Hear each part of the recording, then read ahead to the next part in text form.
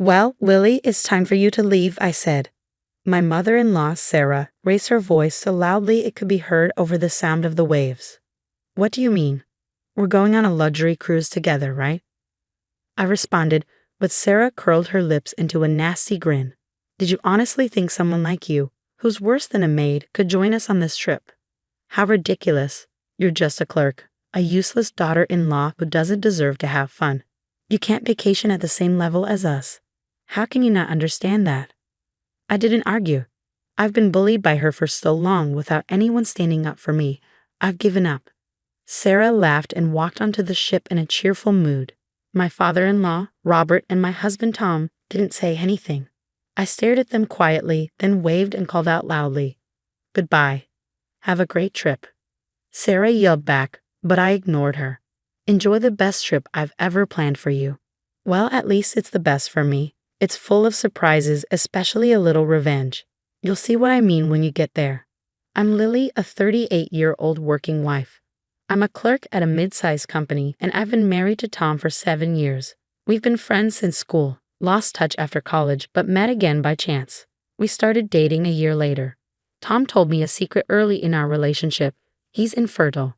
If we're together, we can't have kids, he said sadly. But I wasn't upset.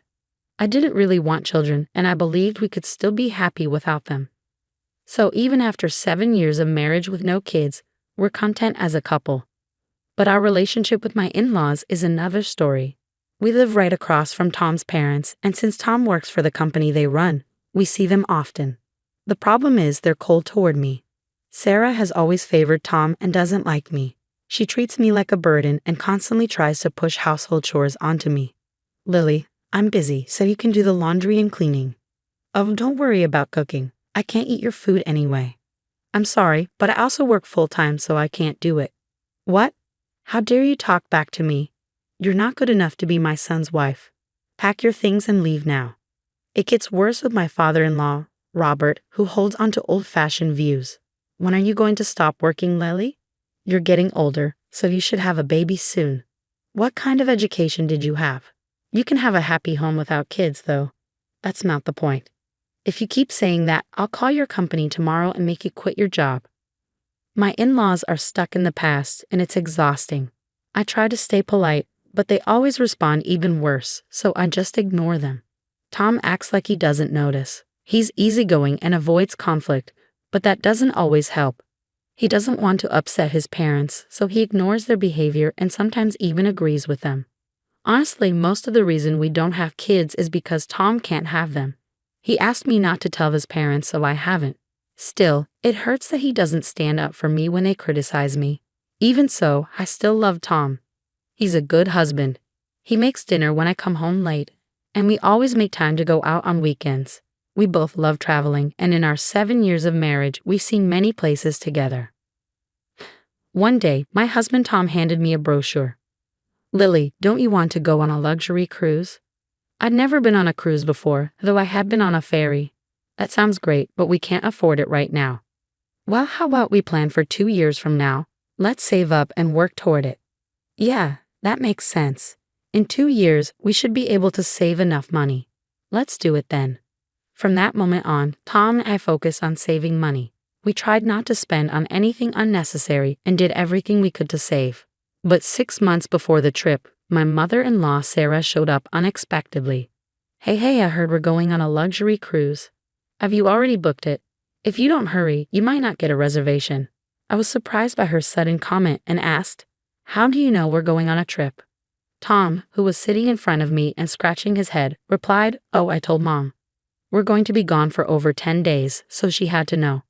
"Yeah, but if they know before we book it, they might want to come along." "I don't want that." I wanted to keep the trip a secret from my in-laws, but my mother-in-law kept talking. "Work's a bit busy, but it's okay to have some fun every now and then, right?" I couldn't believe it, but Sarah smiled and I asked, "Wait, are you planning on coming with us?" She gave me a sharp look. "What? Of course we're coming. My husband will be with me too." It was a bold move. I wanted this trip to be just for Tom and me, not with my in-laws. I looked at Tom, hoping he'd refuse, but he said casually, "I wonder when the last time we had a family trip was." I sighed helpless as he continued talking. After that, my in-laws started showing up more often, asking about the trip. I thought about asking Tom, who came up with the idea, to make the reservation, but he kept avoiding it, saying he was too busy with work. Then, about a month before the trip, something happened. Tom went out for a business dinner and didn't come back until well past midnight. I started worrying and grabbed the car keys to go pick him up. But just as I was about to leave, the front door opened forcefully. "I'm home. I'm tired. I'm going to bed," Tom said, tossing his jacket aside as he headed straight for the bathroom.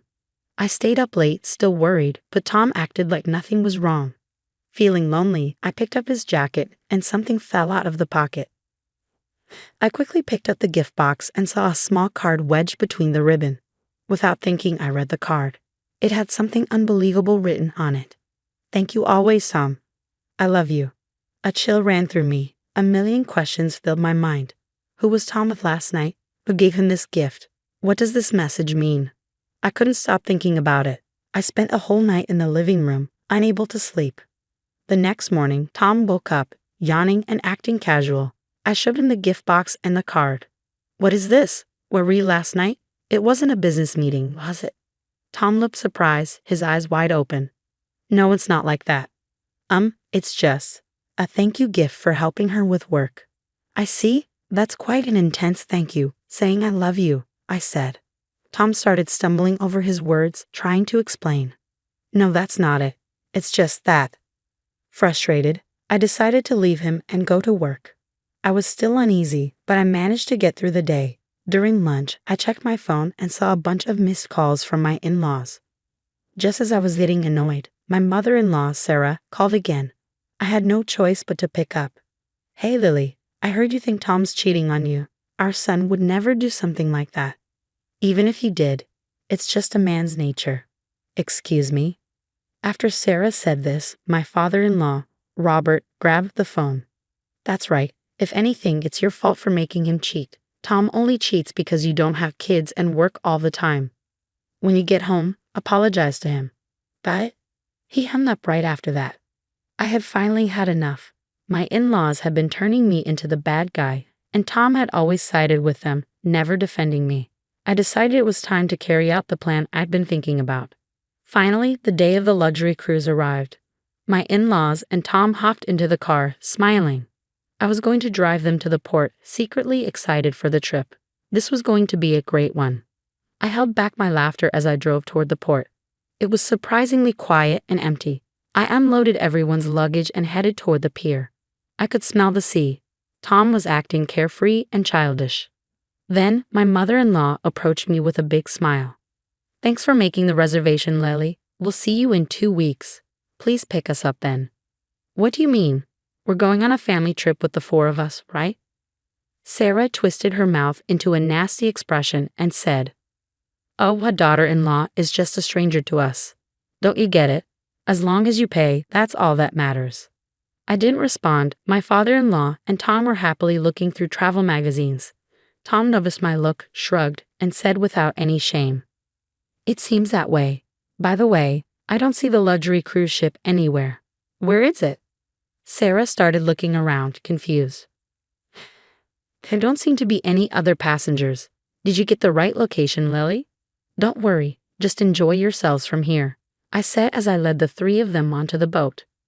"Is this really the right ship?" my father-in-law muttered, looking at the small boat in front of us, which seemed full with just 10 people. I explained, "You'll transfer to the luxury cruise ship from here. It's a security measure," they said, "so don't worry. Now, get on. Hurry up." I made sure they got on the boat with their luggage. "Well, take care," I called to the boatmen as they left. "Goodbye, I wish you good luck." I waved with a big smile.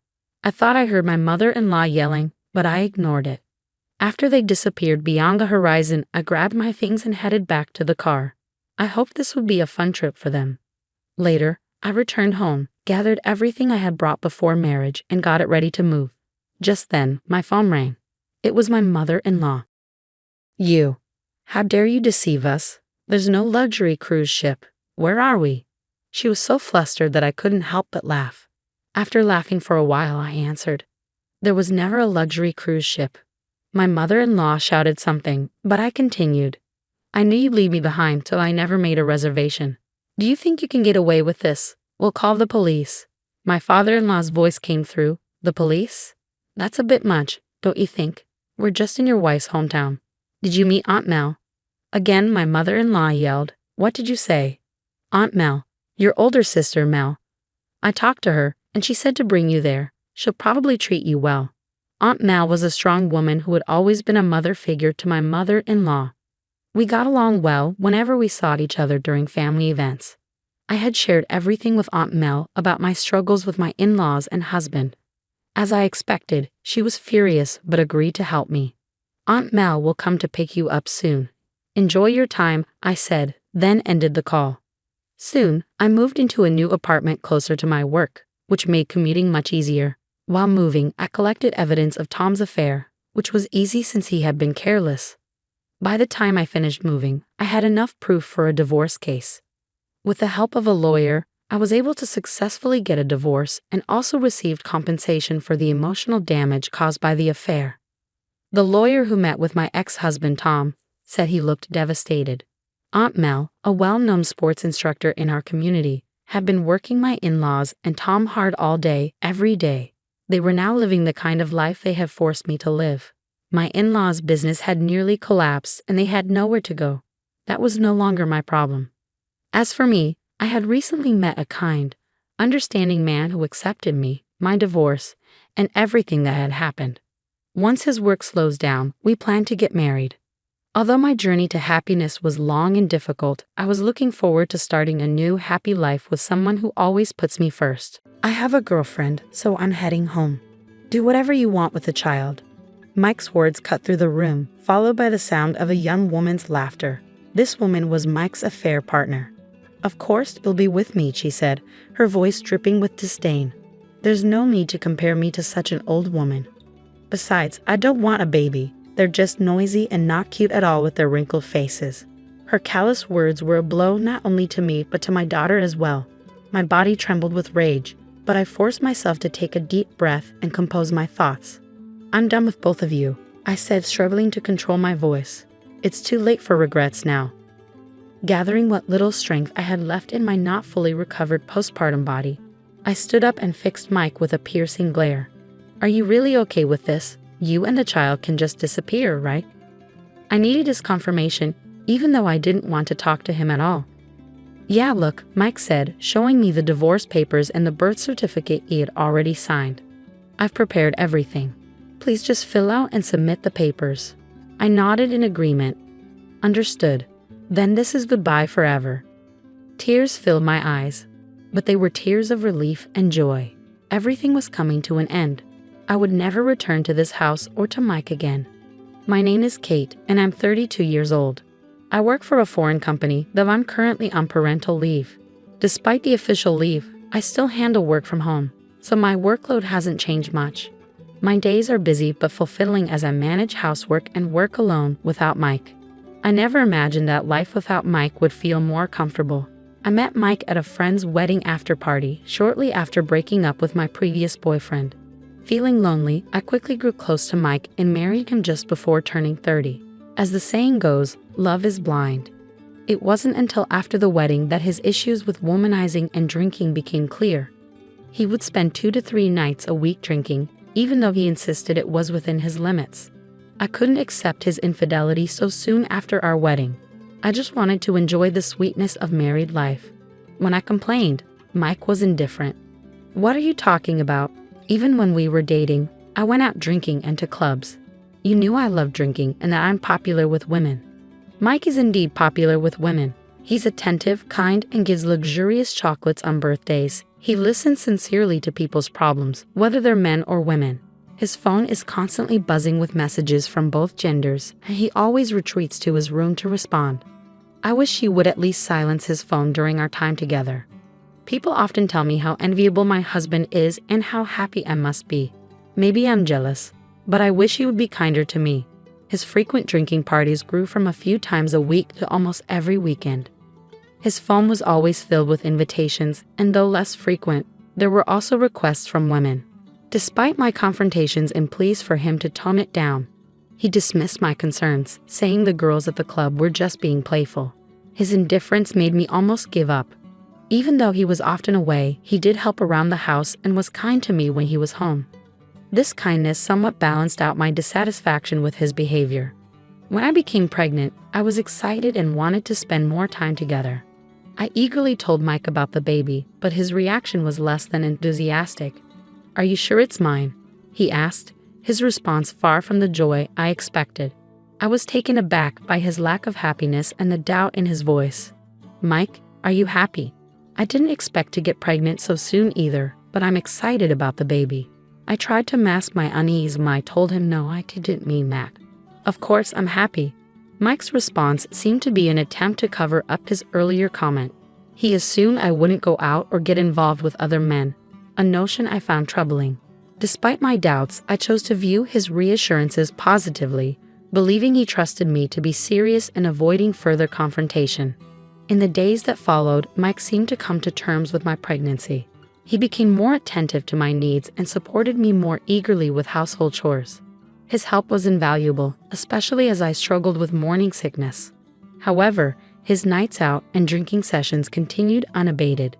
This growing disconnect between us made me feel a rift in our relationship. I had read that women transition to motherhood as soon as they become pregnant, while men only become fathers after the child is born. Perhaps this was true for Mike as well. I optimistically hoped that once the baby arrived, he would naturally reduce his outings and focus more on our family.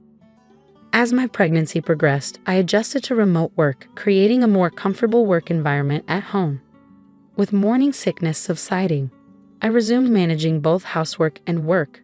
However, as my belly grew, my movements slowed, and I found it harder to keep up with everything.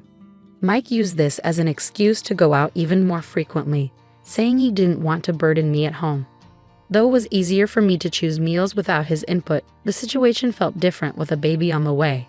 I wanted to have a serious conversation, but I avoided bringing up early marital issues and turned a blind eye to the traces of women's perfume and messages from women on his social media. Perhaps I was just convincing myself that it was harmless fun, trying to stay optimistic that my fun-loving husband would become a devoted father. In retrospect, Mike might have been mocking my lack of suspicion. He could have been messaging his affair partner right in front of me without me noticing. Then one day, the neighbor lady mentioned, "I saw your husband walking with a young woman recently. Do you have a sister-in-law?" I replied, "Yes, my husband has a sister, but she looked very young. I'm on good terms with her, and we often communicate via social media. We exchanged messages just yesterday, and she didn't mention meeting Mike." I realized with a jolt that I don't have any sisters or brothers. Is he cheating on me? I had always thought Mike was simply going out as usual, but a nagging doubt began to surface. What if he was pretending to socialize but was actually seeing another woman? This was the first time I had such suspicions, and I couldn't entirely dismiss the possibility. That night, I made several phone calls, but Mike came home late as usual. Suppressing my urge to question him, I said, "The baby could come any day now. I'd appreciate it if you could spend more time at home. My stomach has been feeling tight lately." I wanted him to be prepared for when labor started and, more importantly, to be there to support me. The thought of Mike, reeking of alcohol, being nearby during such a critical time filled me with embarrassment and distress. Mike responded quietly, "I understand," and went straight to the bathroom. He finished his bath quickly and headed to bed. We didn't get a chance to talk, and I sighed in frustration. Deciding to go to bed myself, I started walking down the corridor to the bedroom when I suddenly felt a warm liquid running down my leg. At first, I didn't understand what was happening, but then I realized my water had broken. I tried to wake Mike, who was deeply asleep from drinking, but he didn't stir. Half crying, I called a taxi and made my way to the hospital alone in the middle of the night. The next morning, I received a message from Mike, but I was too overwhelmed to respond. It wasn't until later that night, after successfully giving birth, that I managed to reply. "Congratulations, you did well. I have a sudden business trip starting tomorrow, so I can't come to see you. Sorry, can you ask your mother for help?" His words left me stunned. There was no trace of joy about the birth of his child, and I had hoped he would at least come to see me, even if it was late. Exhausted from childbirth and disheartened by Mike's response, I tried to find solace in looking at my sleeping daughter. My mother would be arriving soon to visit her newborn grandchild, and I planned to discuss everything with her. 4 days later, after my daughter Lily and I were discharged from the hospital, Mike's messages continued to be casual, likely due to his usual social activities. I asked my mother to pick us up and bring us home. As we arrived at the condominium, the concierge congratulated me on Lily's birth, and it was comforting to hear those words. But as I opened the door to our home, I was startled by the sound of a young woman's voice from inside. I nearly dropped Lily in my arms, and my mother looked just as shocked. Foreseeing a worsening situation, I handed Lily to my mother and asked her to wait at the entrance. With heavy steps, I walked down the hallway and called out, "I'm home." "Mike, what's going on?" "I don't even need to ask," I said, flinging open the bedroom door. Mike and his mistress were taken aback, their shock evident. "Why are you back? You were supposed to be discharged tomorrow," Mike exclaimed, trying to deflect. "What?" I sent numerous messages and called several times. "You turned off your phone and clearly enjoyed yourself," I retorted, the pain of seeing Mike with another woman hitting me hard. I had partly anticipated this scene after the neighbor's comment, but it was still gut-wrenching to witness. Feeling nauseous, I heard Mike speak coldly. "I have a girlfriend, so I'm heading home. Do whatever you want with the child." The young woman's laughter rang out. "Mike, you'll be with me, right?" she said with a dismissive tone. "Of course. There's no need to compare me to such an old woman. Besides, I don't want a baby. They're just noisy and not cute with their wrinkled faces."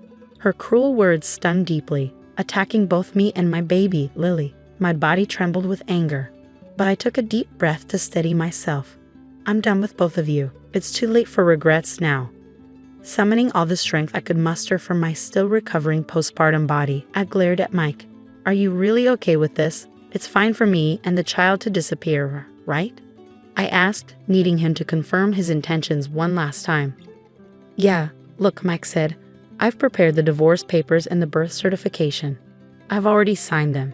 So Kate, please fill them out and submit them." I nodded, responding, "Understood. Then this is goodbye forever." Tears welled up in my eyes, but they were tears of relief. Everything was finally ending. I would never return to this house or to Mike again. After that, Lily and I temporarily moved in with my mother. She reassured me, saying, "Consider it a homecoming after the birth. Don't worry about it," allowing me to rely on her comfortably. Financially, I had no concerns. I was receiving a steady paycheck from my company and was in a position to take a proper maternity leave. According to my mother, my father would soon come to visit Lily. My parents typically live in France and only stay in this house when they have business in Japan. Gradually, I was getting used to taking care of Lily and began to physically recover. It was time to proceed with the divorce proceedings. In truth, I had already been preparing for this, moving my belongings out gradually before giving birth. So there wasn't much left to do. I had consulted with a lawyer several times to ensure my position was secure, and I was timing my contact with Mike. When he finally called, his confusion was palpable. "What's this?" "I was told to leave the house," he said. "Of course," I responded calmly. "That house is property of the company I work for. If I'm not living there, it's only natural for you to leave." "I work for a foreign real estate company," Mike said. "I didn't know it was your company's property. We looked at several apartments with a real estate agent, but he must not have realized it was connected to your company." "I'm sorry I didn't make it clear," I explained. "The property is owned by our company, so it was cheaper for me to rent. Normally, the rent for that place would be over $1,300 a month." I heard a surprised gasp from Mike's end. $1,300? "That's a lie," he almost screeched. "It's no lie," I said. "As an employee, I only paid $1,100 a month, including utilities, which was automatically deducted from my paycheck. But now that has stopped." "What are you talking about?" came a voice that clearly belonged to his mistress. It seemed she had assumed Mike was covering all the rent and expenses. She must have been shocked to learn that their current lifestyle was dependent on me. "Wait a minute," Mike said. "If I had to pay that much in rent, my salary won't be enough." "That's right," I replied. "I forgot to mention that I'm also storing the belongings you left behind. You owe $3,300 for storage. If you don't retrieve them soon, additional charges will apply, and you'll have to keep paying until everything is moved out. I wondered if Mike had always been so petty. I felt a pang of disheartenment. I had only packed clothes and essentials for Lily and me, but I couldn't move all the larger items and furniture. "All right, I'll be there soon," I said, and hung up. After explaining the situation to my mother, we decided to head to my previous residence. Though it was inconvenient, my mother and Lily came with me. After contacting the lawyer and coordinating with several parties, we set off from my mother's house. It took us several minutes to reach the old house. I pressed the intercom, and an irritated Mike answered, "Already? Come in quickly." When my mother and I entered, the state of the house was appalling. Though I wasn't the best at tidying up, I had cleaned thoroughly in preparation for the baby. In just 1 month, it had deteriorated into a complete mess. Empty beer cans, plastic bottles, takeout containers, and various bags overflowed from the trash can. Despite having a dishwasher, dirty dishes were piled up in the sink. "I'm not great at cleaning, but I did my best," I said coldly. Mike's suggestion that I should return was ridiculous. "I'm not the one who left. You were told to leave." The lawyer and movers arrived shortly after. "Thank you for coming," I said. "Movers, please remove most of the appliances. Most of the electronics in this house were purchased by me." Mike only had old items from his student days, which I gradually replaced. Mike panicked as he watched the appliances being removed. "What the hell? How am I supposed to live now?" The mistress emerged from the back room, yawning and glancing around as if she had just woken up. "Actually, most of the things in this house were bought by me," I told her. Mike only covered living expenses. The appliances and other costs were all from my own pocket. In other words, they belong to me. "You two will need to buy your own from now on." I smiled at the mistress. "The lawyer will explain everything in detail, but I will be claiming alimony from both Mike and you. If I secure custody of our child, there will be no division of assets. I'll leave the balance of our joint account to Mike." Mike and his mistress exchanged a hopeful glance, but their smiles faded as the lawyer began speaking. "I will be claiming $200,000 from Mike and $67,000 from Jane," the lawyer said. "This is in addition to the child support claim. The usage fees for the appliances Kate mentioned will be offset against these claims." Their faces went pale as they listened. I added, "Also, you're behind on rent and utilities, right? Expect an eviction notice soon. Water, electricity, and gas might be cut off too. And of course, you'll need to cover your own moving expenses." The sudden realization of paying alimony and approximately $3,000 in rent and utilities visibly shocked them. They began arguing about who would cover the costs. Shortly after I began suspecting my husband's affair, I hired a detective agency to investigate his actions. It was an incredibly difficult time, especially being pregnant. The shock hit me hard, and I even thought it might have caused my water to break. I didn't have the time or energy to investigate myself, but I couldn't remain passive. During my hospital stay after giving birth, I called the concierge of our apartment building to inquire about Mike. They reluctantly confirmed seeing him return home with another woman several times. Next, I requested my company to review the security camera footage, which clearly showed Mike and the woman entering the elevator together. Additionally, the detective agency had obtained photos of them entering a hotel. Their escape routes were sealed. I was simply waiting for the right moment to confront Mike. When I returned with Lily and saw them blatantly together, I knew it was time to take decisive action. My belongings were being moved out one by one, while Mike and his mistress argued loudly. Lily, my mother, and I sat on the sofa, which was scheduled to be moved out last. Suddenly, the door burst open and a large figure collided with Mike, sending him sprawling across the room.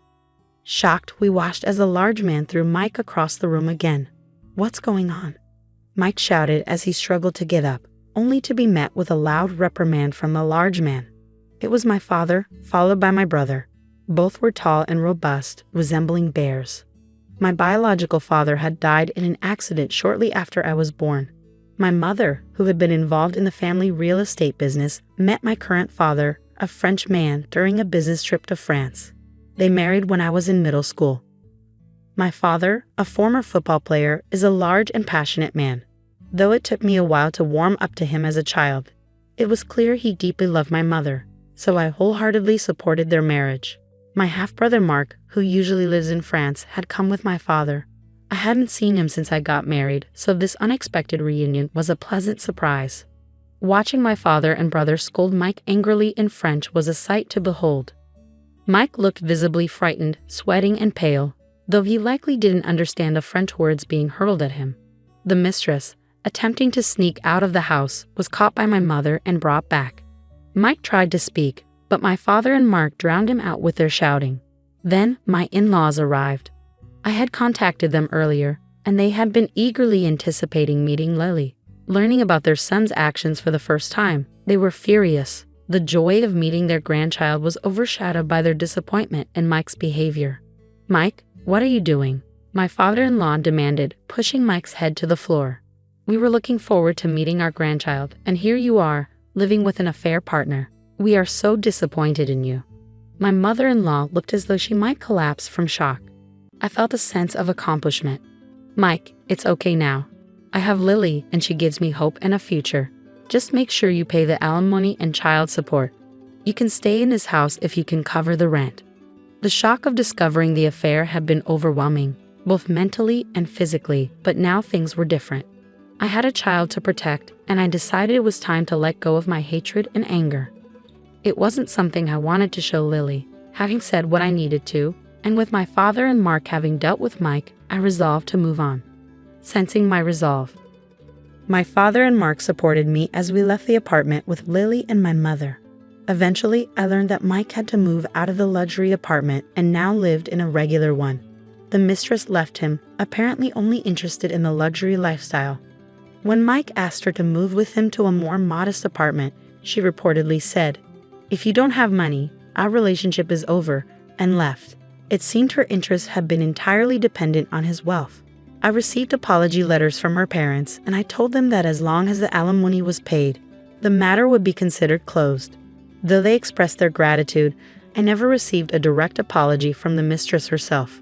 This only reinforced my criticism of the younger generation's attitudes.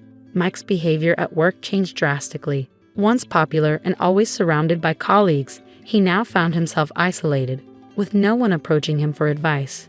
Even if he were invited out for drinks, his financial obligations for alimony and child support likely left him no room for leisure. Having lived freely and carelessly before, he now had to work diligently to meet his responsibilities. I decided to move to France with Lily. Though staying in Japan at my mother's house would have been fine, my father invited us to France. I can work remotely, and Lily can grow up in a natural and enriching environment, picking up French and experiencing a wide range of opportunities. As for me, I plan to refresh myself physically and mentally at my father's house while carefully considering my future. I look forward to enjoying another day at the park with Lily.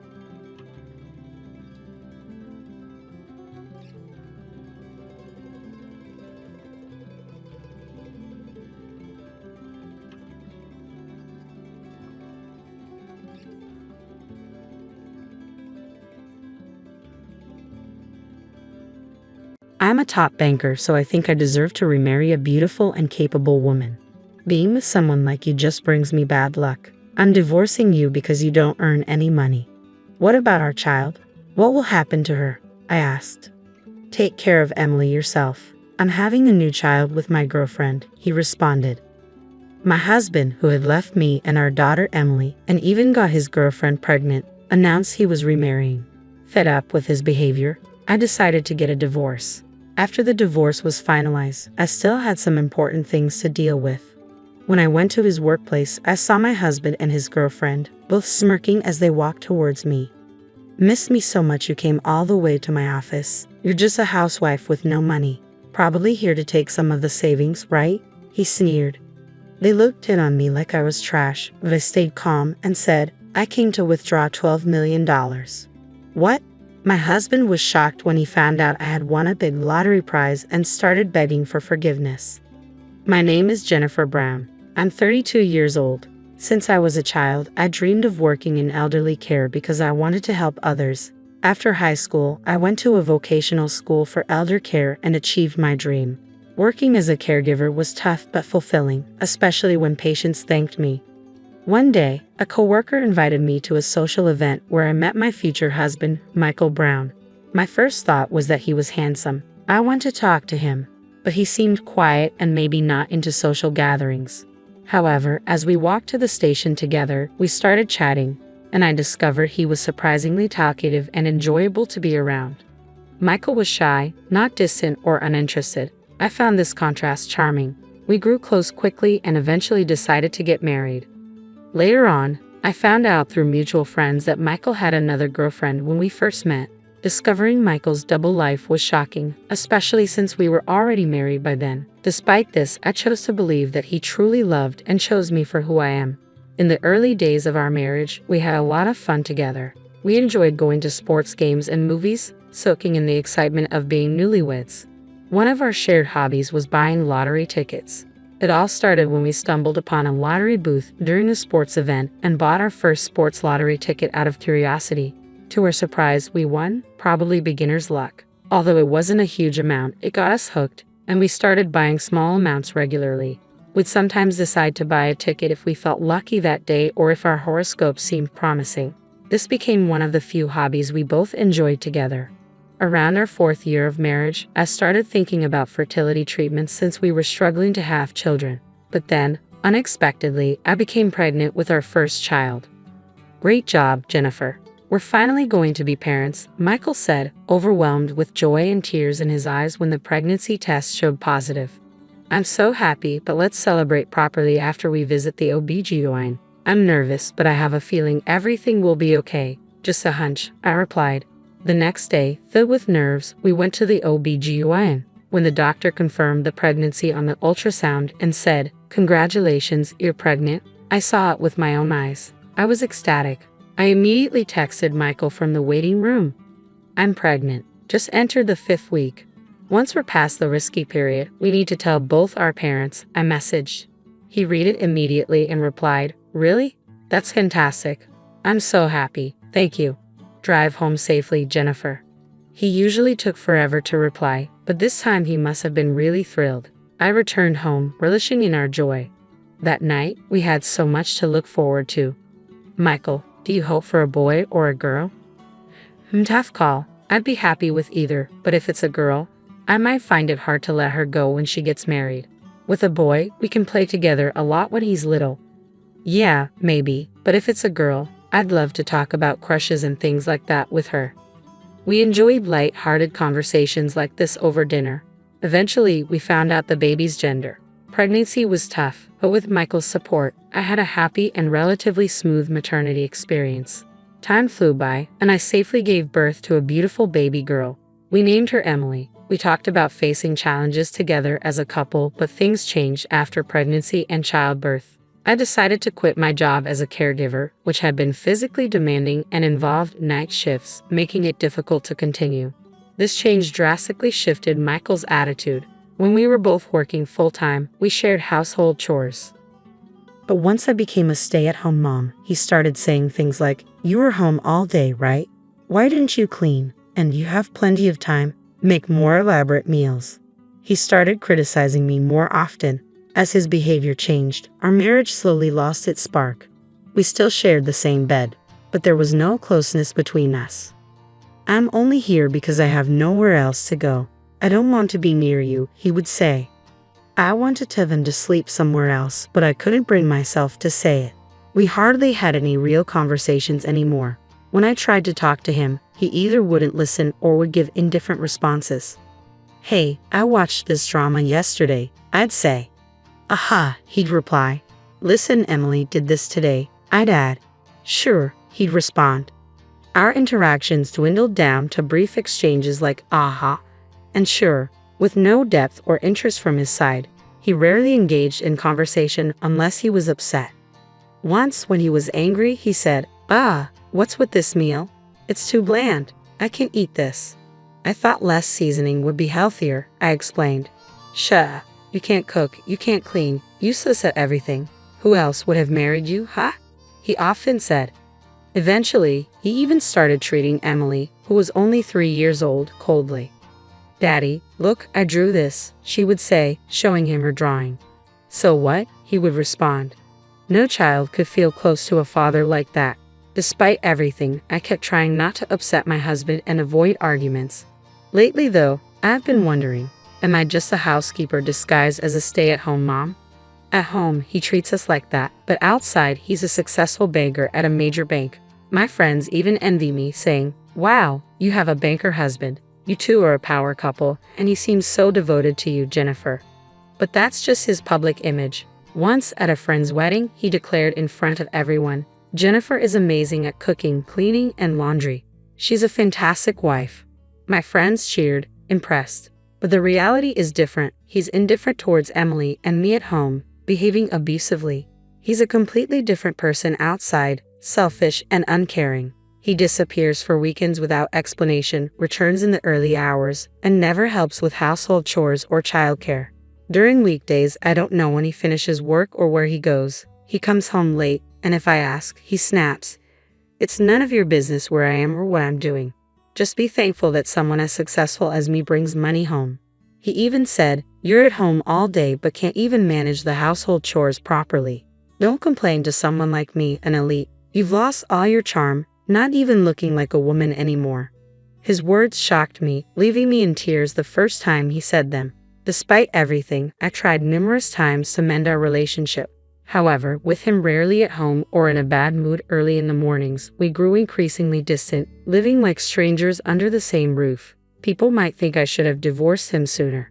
Honestly, I'd often considered it myself, but could I, as a stay-at-home mom, raise Emily alone? Could I find a job if I started looking now? Would I be able to fulfill Emily's dreams like hobbies or college? Could I provide her with a comfortable life? These worries weighed heavily on my mind. One day, while I was alone at the supermarket doing our grocery shopping, I noticed a lottery booth tucked away in the corner with a sign that read, "Lucky Day." As I stood there at the lottery booth, memories flooded back of the times when Michael and I used to buy tickets together whenever we saw that Lucky Day sign. Those were such good times, now seeming like a distant past. It struck me how much Michael had changed. Filled with a sense of desperation, I decided to buy a ticket on my own for the first time in a long while. Might as well, I thought to myself. I briefly considered telling my husband about the ticket. Perhaps if we won, it could bring back those carefree conversations we used to have, dreaming about our future plans and adventures together. Holding on to that faint hope, I headed back home. But as usual, my husband didn't return until after 10 p.m. After putting Emily to bed, I was sitting on the living room sofa watching TV when I received a call from my husband's phone. "Hello, what time will you be home?" I answered. "Is this Michael's wife?" A strange woman's voice replied. A chill ran down my spine, sensing something was wrong. Who is this?" I asked. "I'm Lily, Michael's girlfriend. Your husband is sleeping right next to me," the woman said. "I've wanted to talk to you. I love Michael and he loves me too. Honestly, he told me you're like a maid to him and he's done with you. I think he's going to ask for a divorce soon, so you should start preparing." The shock and betrayal hit me hard as I listened to her words. I was furious with my cheating husband, though sadly, it wasn't a surprise. I had suspected his infidelity for a while. He always came home late on weekdays, was absent on weekends, and was secretive with his phone. The lack of intimacy between us only fueled my suspicions. So when Lily, his mistress, spoke so confidently and unapologetically, it disgusted me to hear how casually she admitted to their affair. "Is that so? I need to hear this from Michael first. I'll hang up for now. We can discuss this more later," I managed to say, trying to keep my composure. "No, talking to Michael won't change anything. In fact, I'm pregnant. It's Michael's child. Please start the divorce process soon, for the sake of our baby," she insisted. Her words stunned me. "Pregnant? You must be lying." "It's true. Michael has promised to support me and the baby. As a successful banker, he plans to marry me and raise our child together. It's time for a wife swap. Can you send Michael's belongings over soon?" Her audacity stunned me. I had our precious daughter at home, and the thought of Michael flaunting himself as a successful banker sickened me. Too exhausted to argue or shout, I calmly asked, "All right, can you give me your address?" "Wow, you're surprisingly cooperative," she remarked. "The address is..." I noted it down and ended the call. Around midnight, Michael finally returned home. I confronted him about the call from his mistress, and he didn't hesitate to confess to the affair. "Yeah," she spilled everything. "I'm an elite banker, and I'm planning to marry Lily, who's beautiful and capable. I thought having someone like you, a gloomy stay-at-home mom, might be useful, but being with you just brings me bad luck. I'm divorcing you, a useless, unemployed woman." His words were like daggers piercing my heart. Bad luck? Useless? Just a stay-at-home mom. I couldn't believe what I was hearing. "But what about Emily, our daughter?" I asked, trying to stay strong. "Michael, what about Emily?" "You take care of Emily. I have a new child on the way with Lily. I'll pay alimony, of course. As a high earner, it's no problem for me, unlike you," he replied coldly. His complete lack of remorse and disregard for our daughter made me question if he had any humanity left. In that moment, something inside me snapped. I couldn't feel anything for a man like him anymore. I knew I had to protect Emily on my own. Michael, unprompted, began talking about Lily. "Apparently, she's a 24-year-old new employee, popular and beautiful. I'm leaving you for a young and cute girl like her to start a new life," he boasted, his eyes gleaming with pride. I couldn't even muster tears after being insulted and betrayed by both my husband and his mistress. I simply wished them nothing but misery. That day, Michael packed a few things and left, saying, "I'll send the divorce papers once everything's sorted." He never returned home after that, likely staying with Lily. I started preparing for the divorce process. I consulted a lawyer about alimony arrangements before officially filing, as I knew it was wise to be prepared. Following Lily's address, I sent Michael's belongings to replace and began packing to move back to my parents' house with Emily. While cleaning up, I found more of Michael's things and reached out to him. "I found more of your stuff while cleaning," I texted. "My mistake. I'll come pick it up tomorrow," was his casual reply. I handed over the divorce papers and Michael's belongings, feeling a mix of disbelief and disgust as I faced them both at my doorstep. Lily's words cut deep, her disregard for my feelings and the situation evident. "Nice to meet you, ex-wife. I'm feeling sick from the pregnancy. Did you sign the divorce papers? Can you hurry up and finish the divorce?" she said coldly. She was undeniably beautiful and much younger than me. Seeing Michael support her, pregnant with his child, only intensified my discomfort. All I wanted was for them to leave as soon as possible. "Here are the divorce papers and your belongings," I said tersely, handing them over.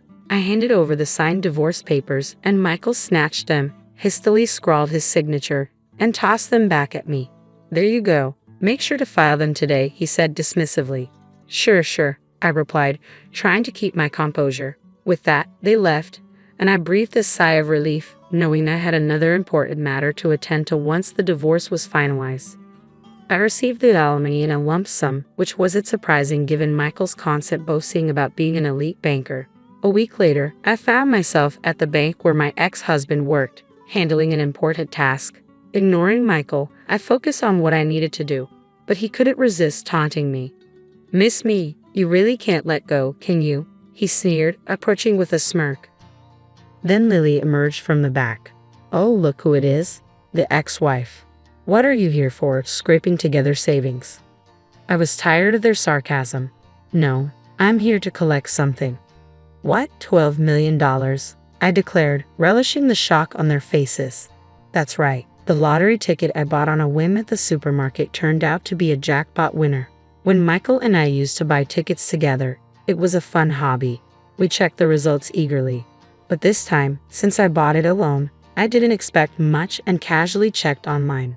Then I saw the message, 'Congratulations on your win.' At first, I thought it was a small prize, but as I scrolled down, I couldn't believe my eyes. $12 million. I counted the digits in disbelief. $12 million. I was stunned, staring at the screen in shock. That day, I was so overwhelmed that I could barely manage any housework or childcare. The next day, I opened my laptop to double-check, and yes, it was still $12 million. I read up on what to do after winning, still feeling like I was floating on air. It all seemed surreal. I even consulted a lawyer to understand if a lottery win before finalizing the divorce would be divided as assets.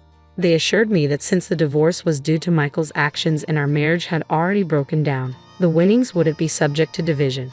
When I explained this to both of them, they were in disbelief. "What? Why didn't you tell us? That should be split between us, right? It's not fair if you get all the money." Michael protested. "That's not possible. You cheated, got your mistress pregnant, and now you expect to claim my lottery winnings. It doesn't work that way. I've already confirmed it with a lawyer," I responded firmly. No, that's a lie, Michael shouted, his voice filled with anger. How the hell did you win that much? You never had this kind of luck when you were with me. It's not fair that you get to keep it all. Maybe being with a gloomy woman like me wasn't your problem after all. Maybe you were the one bringing down the luck, I shot back. Lily, clearly irritated, interjected, What's wrong with this woman, Michael? Let's go.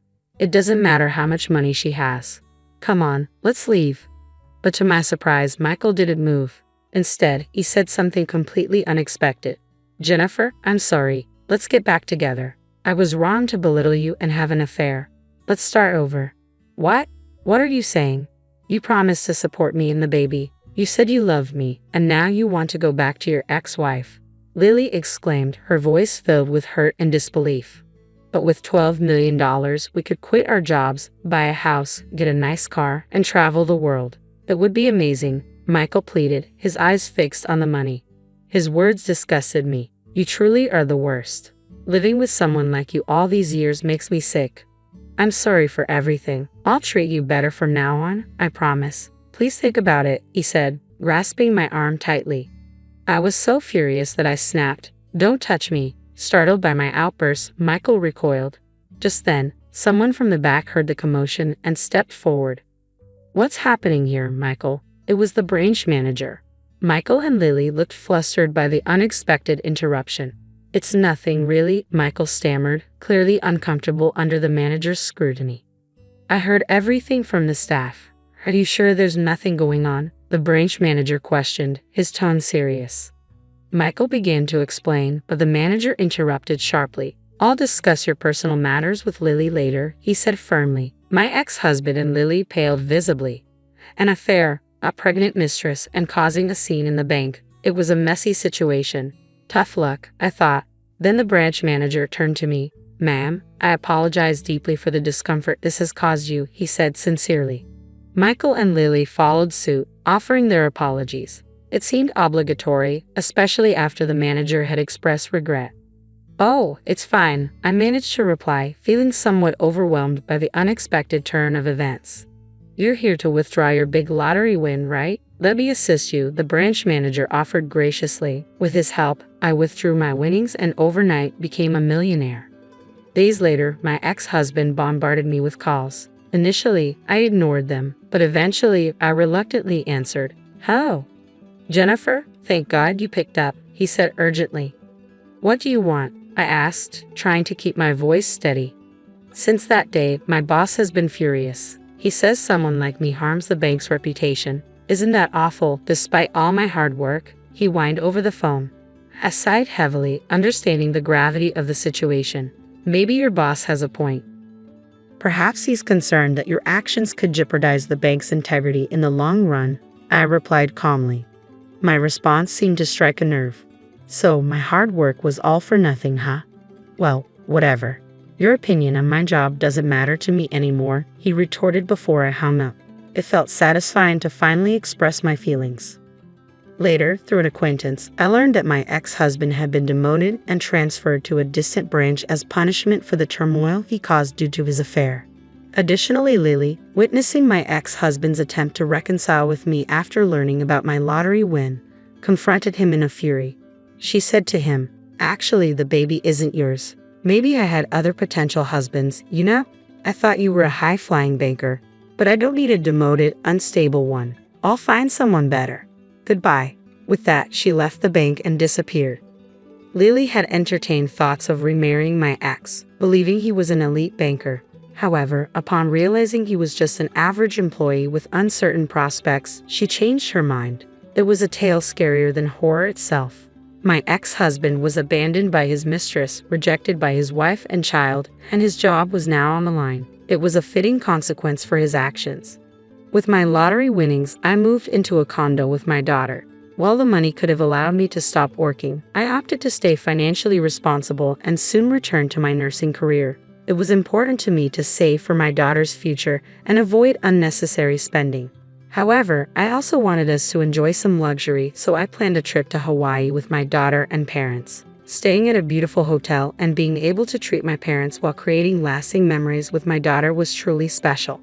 Looking forward, I'm eager to explore more places with my daughter, discover new interests together, and find hobbies we both enjoy. I'm excited about this new phase of life filled with happiness and adventures alongside my wonderful daughter.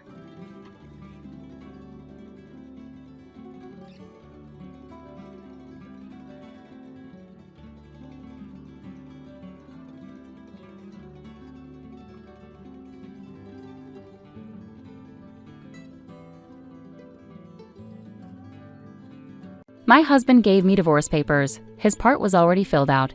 If there's anything you don't like, feel free to give this out, okay? He smiled, a smile that seemed to say he couldn't possibly be wrong. Years later, I never would have imagined that the man I married, Tatum, after an office romance, would one day make me want to slap that smile off his face.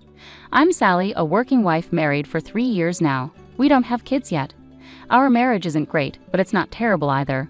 My husband isn't exactly controlling, but lately he's been lazy and doesn't contribute much. It's not unusual for both spouses to share chores, but my husband refuses to help out. He still insists that housework is women's work. Maybe it's because he lived with his parents for so long, but I think it's mostly because of his influence from his family, especially his mother. When you marry someone, the type of mother-in-law you end up with can really shape your married life. It's like a luck game, and whether you get lucky or not with your mother-in-law can make a big difference. My luck? Well, it's like getting the same disappointing prize every time. Sally, can't you make a decent meal? Another miss? Today my meeting ran late, and I got home late, so when I manage to leave on time, I do cook properly. What are you talking about? For a woman, taking care of the house is more important than work. It's common sense to have dinner ready when your husband gets home. I wish that kind of common sense had stayed in the 90s. Every day after work, my mother-in-law is somehow always there. My husband gave her a spare key without consulting me, so now she comes over every day. She's always there before I arrive, but I'm too afraid to ask how early she starts settling in. Then she spends her time finding faults around the house and bombards me with criticism and snide remarks as soon as I get home. Honestly, if Tatum keeps eating like this, it's going to ruin his health. That's why I cook when I can. Sigh, my poor son, stuck with such a disappointing wife. It's frustrating. She just brushes off everything I say, like she's not even listening, and calling him my poor boy is just weird. If it happened occasionally, it might be bearable, but her coming over every single day like this is incredibly stressful. What's worse is how my husband just laughs it off and doesn't intervene. And if she's going to come over every day, the least she could do is pitch in with something. But no, she's quick to criticize and make sarcastic remarks, that she never lifts a finger to help. Sometimes she even takes portions of the dinner I've prepared. I'm so tired. Well, I'll just take this takeaway then. Hold on, if you take that, we won't have anything for dinner. That's why I keep telling you to come home earlier and cook, but today, I couldn't. Stop making excuses. Just hurry up and cook for my dear son. I'm taking this. Oh, and I'll grab the strawberries from the fridge too. Bye now. Wait, you can't just take our dinner without asking. Even after our dinner was taken, my husband didn't say a word. I'm really getting annoyed, giving him an angry look, but he just keeps grinning foolishly. It's so frustrating. Why aren't you saying anything when our dinner was taken? It's no big deal, just a little bit.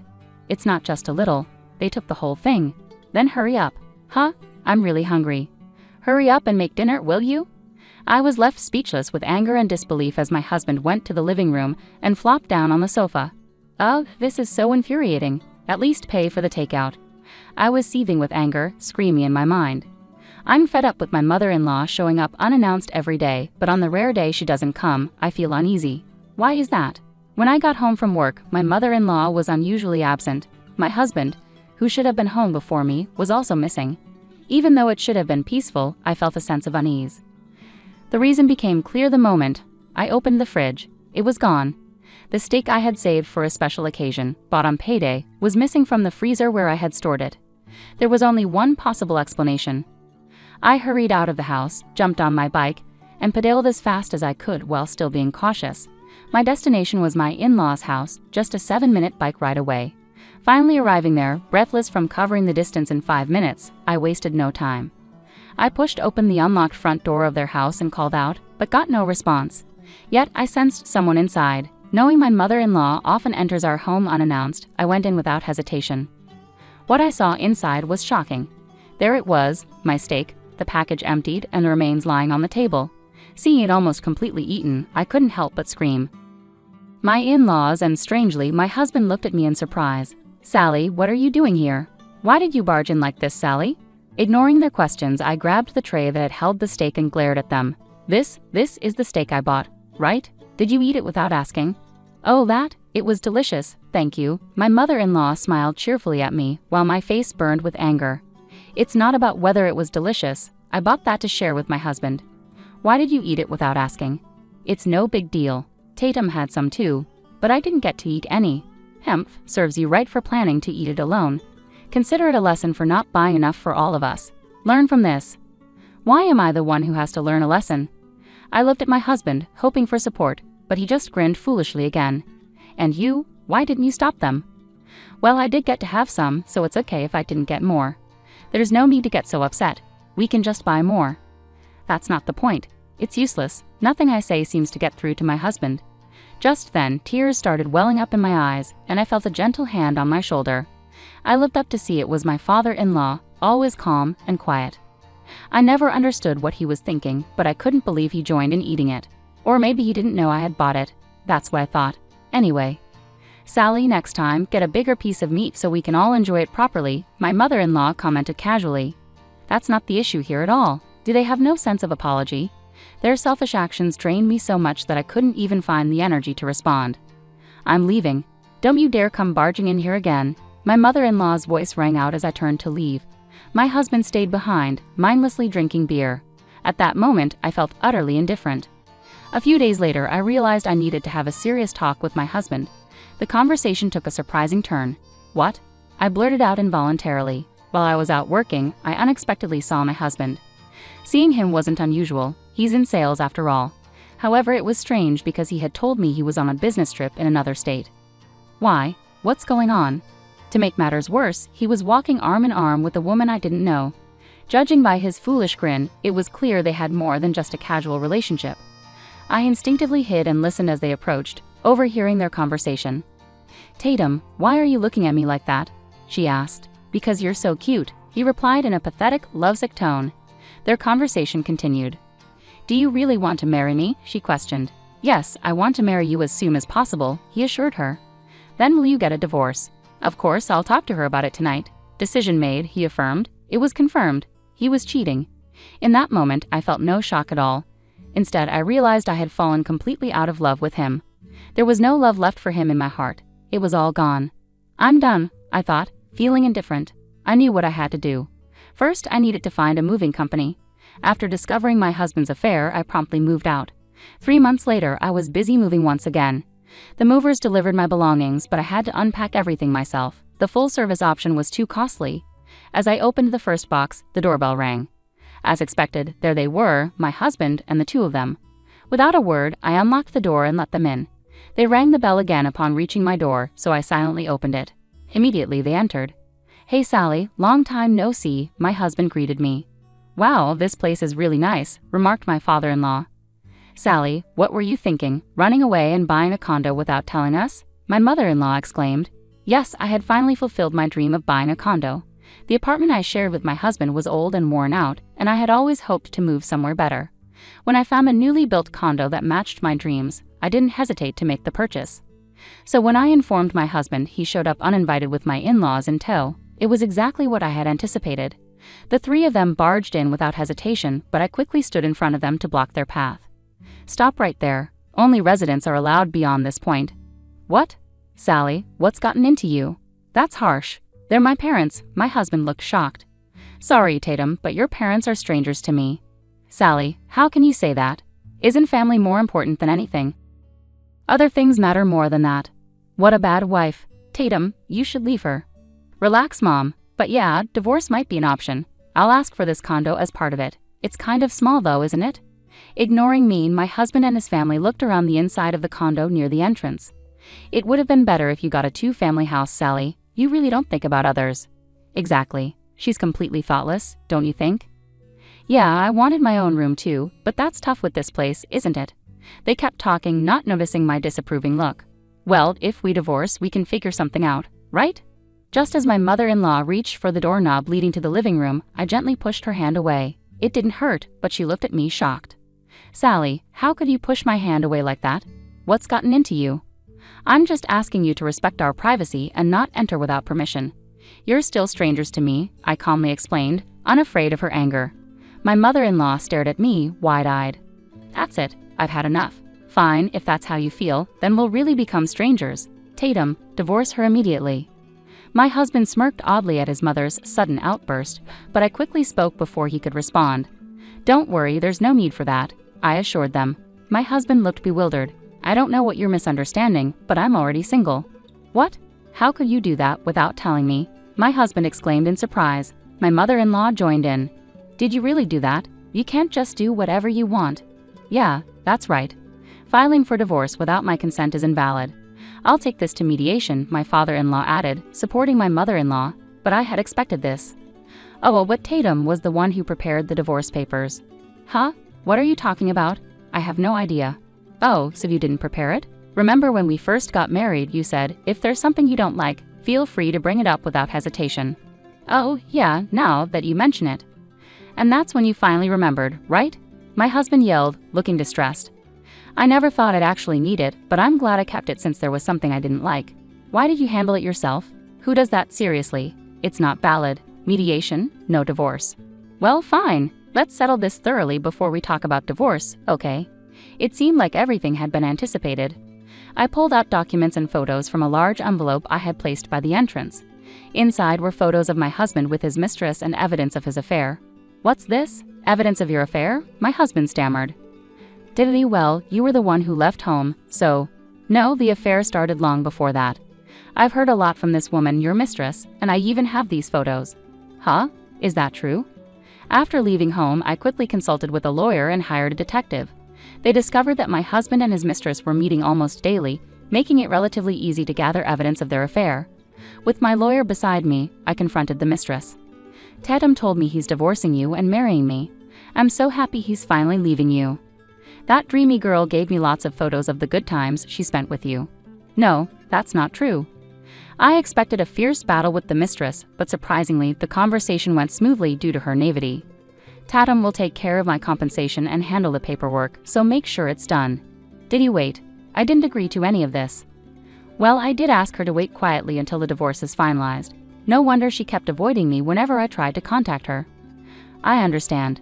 The story has taken a new direction, and your explanation won't excuse your actions anymore. You're admitting you reached out to her first. That speaks volumes." Wait, listen. It's not what you think. It's not what it seems. There's no point in arguing. You have the right to contest the divorce papers, but the divorce will happen eventually. I'll also be seeking compensation and a fair division of assets.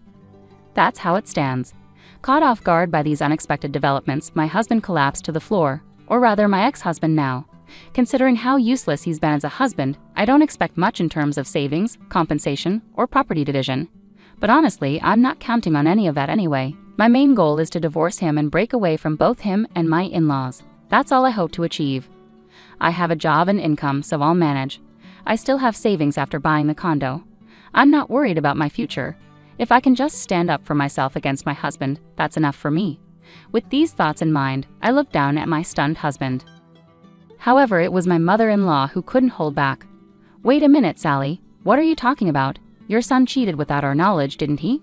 "Well, even though our son cheated, it must have been your fault too, right? It's the wife's fault for getting cheated on." "Oh, is that so? Well then, could you please leave now?" This is exactly what I expected. I didn't think we'd have a reasonable conversation anyway. No matter what she says, she's just a stranger now, completely unknown to me. I decisively began to usher her out, but my mother-in-law resisted strongly against my efforts. "Even if you're getting divorced, you need to hand over this condo for the property division." "Why should I do that? We bought this with marital funds, right? Our son has a share too." "They probably don't understand the whole situation," my mother-in-law said with a smug look. "Well, if we had bought this condo with savings from our marriage, then that would be true. But unfortunately for her, that's not the case. I purchased this condo with money I had before we got married, so it's not marital property to divide." "Really?" "Yes, that's right. Both my parents passed away shortly after I started working. That's why I had planned to care for my in-laws after marriage. But facing my mother-in-law's constant attacks and snide remarks, every day shattered that resolve completely. Tatum never contributed financially to the household. Looking back now, was he spending it on his affair? Well, it doesn't matter. I've been covering almost all our living expenses, so there are no savings from our marriage. But compensation is different. Even if it's paid in installments, please ensure your son pays it promptly. I can't believe this, Sally-san. Can't you reconsider the divorce? I'll talk sternly to my son about it. Why should I? There's no benefit for me in that. But I promise to stop criticizing from now on. Well, it's too late for that now. But how about this? Let's have steak tonight. We'll treat ourselves to some high-quality meat. Do you have money for that? Well, do you have it? If you lend it to me, I'll go buy it. No way. There's no benefit for me. With a deep sigh, I calmly addressed the three pale-faced individuals. Please leave. Wait a moment, let's talk. Please leave. Just buy the meat and go, I shouted with determination, and in that instant, they all jumped up and hurriedly left. Ah, that's a relief. Afterward, my ex-husband accepted the divorce without further resistance. Mentioning a lump sum compensation payment if he didn't agree seemed to make him realize the seriousness of the situation. His mistress was furious upon learning he wouldn't cover her share of the compensation. Well, my ex-husband felt comfortable because I was covering our living expenses, but his salary wasn't high to begin with. In fact, it was even lower than mine. Someone like him couldn't afford to pay compensation, even to his mistress. Even so, since she signed the documents, I'll make sure to collect the compensation I'm owed firmly and promptly. I was worried my ex-MIL might return, knowing the condo's location, but thankfully that concern was unnecessary. It seems she aged rapidly and lost energy due to the shock. My son, struggling on a pension, came back home in tears because he couldn't afford rent either. Surrounded by two unreliable men, my ex-FIL and ex-husband, and struggling in a tough financial situation, it seems my ex-MIL doesn't have the energy to come to my house. I heard this from my ex-husband, who pleaded with me to wait for the compensation payment. Now that I've started fresh as a single person, I'm enjoying carefree days of independence at home. There's no one making snide remarks, and no one eating my groceries without permission. I'm really enjoying living alone. Maybe I'll try some local specialties next time. Freedom is truly nice, I whispered to myself. Oh, it feels so good. Freedom, I exclaimed. It feels great. Should I open another beer?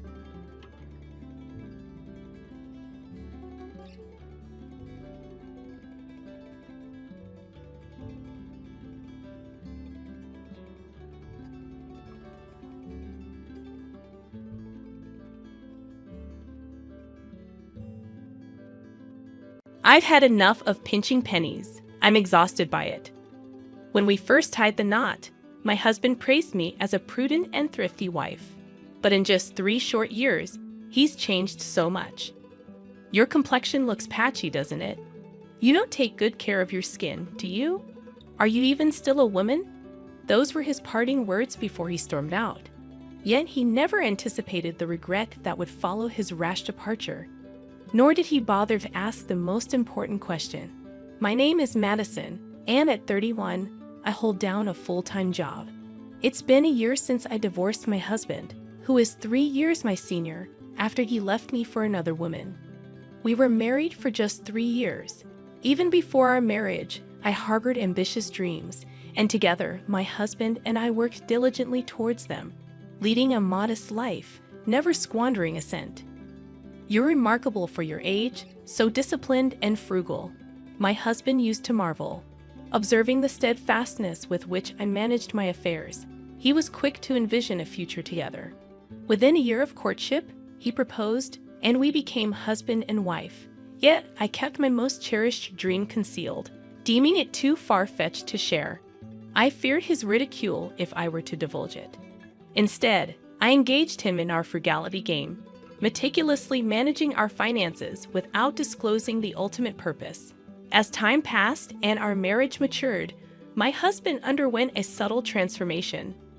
You still meticulously track every penny. You spend so much time with those account books. He jest, poking fun at my thriftiness. It's almost refreshing to find an error. He'd add with a smirk, while I found solace in the precision of my records, treating it like a personal challenge. Unfazed, my husband would retreat to his phone, leaving me to my calculations. When our daughter arrived, I took on a part-time job as a newspaper delivery person to supplement our income. My early morning departures irritated my husband, but our daughter slept soundly as if she sensed the importance of my endeavor, my dream. Through rigorous economizing and additional work, I steadily grew our savings until they reached a point where my husband couldn't scoff when I finally revealed my dream to him. "Listen, honey, there's something I need to talk to you about," I began, ready to finally share my long-held dream with my husband. But before I could say another word, he cut me off with a strange irritation in his voice. "Shut up! Are you going to lecture me about saving money again? Every day, it's save this, save that. It's getting old," he snapped. It wasn't news to me that he had grown increasingly annoyed with my frugality over the years. Sensing his frustration, I had refrained from mentioning anything about saving money for quite some time. But it seemed even the mere presence of my efforts to eliminate waste had become suffocating for him. "You act like you've achieved something when you've done nothing. What's with that smug look?" he continued, his words cutting deep. As he criticized me, I couldn't help but think how all the qualities he once admired about me had now become faults in his eyes. Every interaction with him seemed like an unwarranted attack, blaming me for things beyond my control. It was as if his perception of me had shifted drastically, while I remained unchanged. He no longer found joy in our shared endeavor of saving money. Instead, he sought distractions to vent his frustrations. It dawned on me then that perhaps he had never truly shared my values of thriftiness and stability. Maybe he was merely intrigued by the novelty of it all when we first met. I recall the drunken confession he made once, admitting to squandering his mother's savings without her consent, despite previously claiming she had passed away. It became evident that he had always been a reckless spender, lacking in financial discipline. In realizing this, I understood that our differences in money management ran deeper than I had initially thought. It wasn't just a matter of differing viewpoints, it was a fundamental misalignment of values. After listening to my story, I foresaw my husband's growing reluctance towards our frugal lifestyle. As expected, he began to express irritation with saving money and gradually revealed his true character. Night after night, he returned home inebriated, neglecting to provide us with enough money for essentials. One evening, as he stumbled in during the wee hours, I mustered the courage to confront him. "Can you at least leave some money for our daughter's milk? You're her father, aren't you?" I pleaded. His response was dismissive, claiming his earnings as his own to spend as he pleased. Eventually, he ceased contributing to our household altogether. I couldn't ignore the flickering shadow of another woman in his life, nor his increasing belligerence towards me. It reached a point where he either absented himself for days on end or moved in with his mistress. Realizing the futility of salvaging our marriage, I made the decision to leave.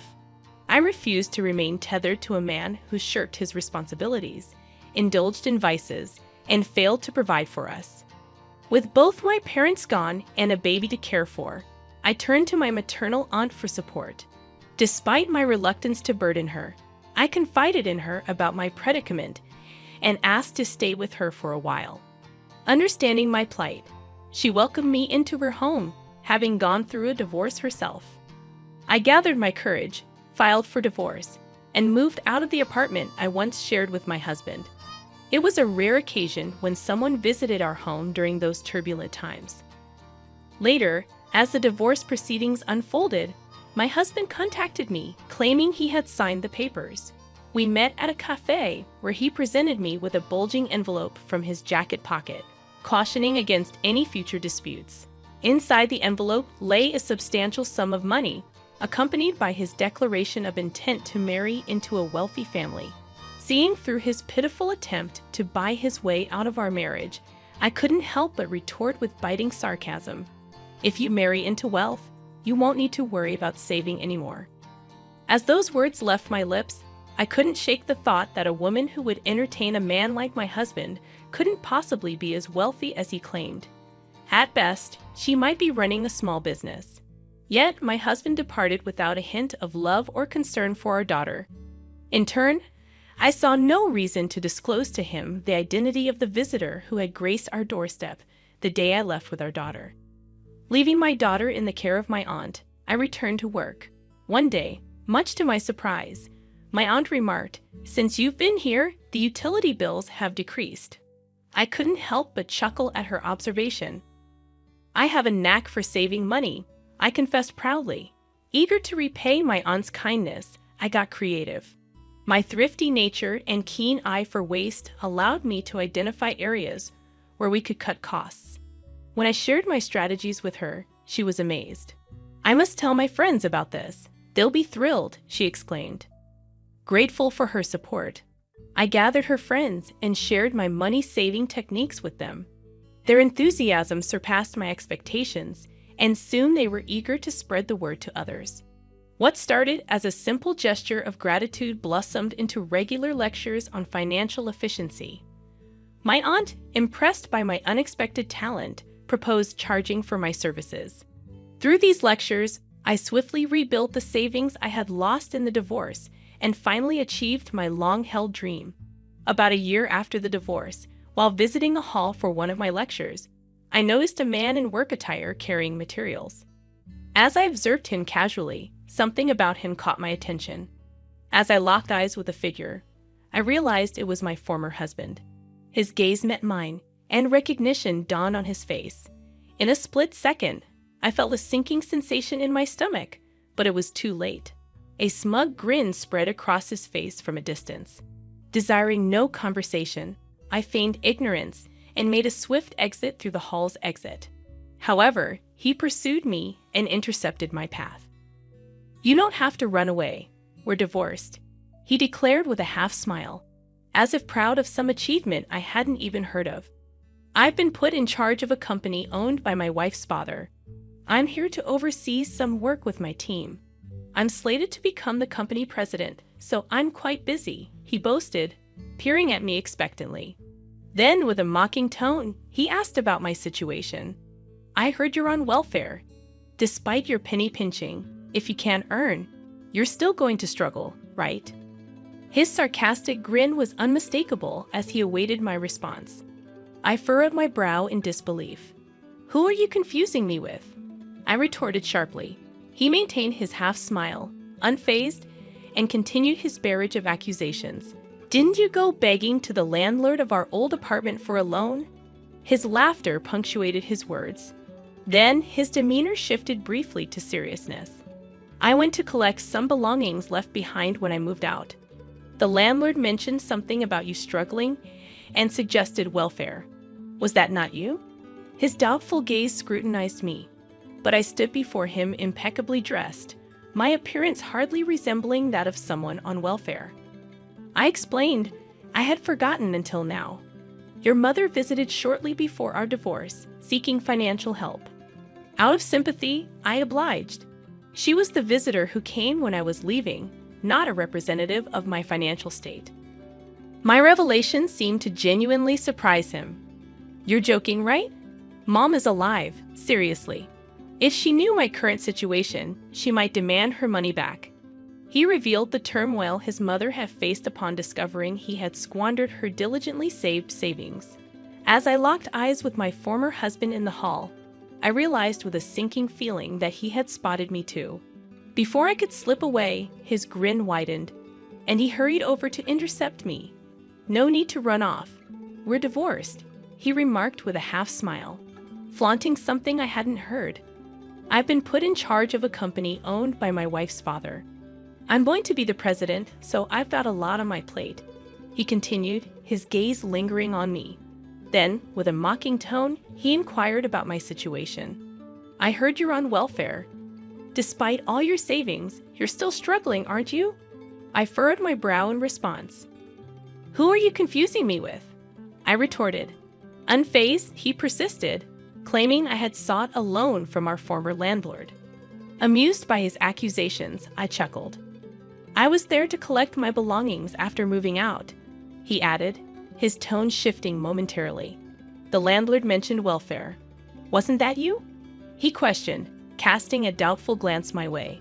Dressed impeccably in recognizable brands, with my hair and nails meticulously groomed, I hardly resembled a welfare recipient.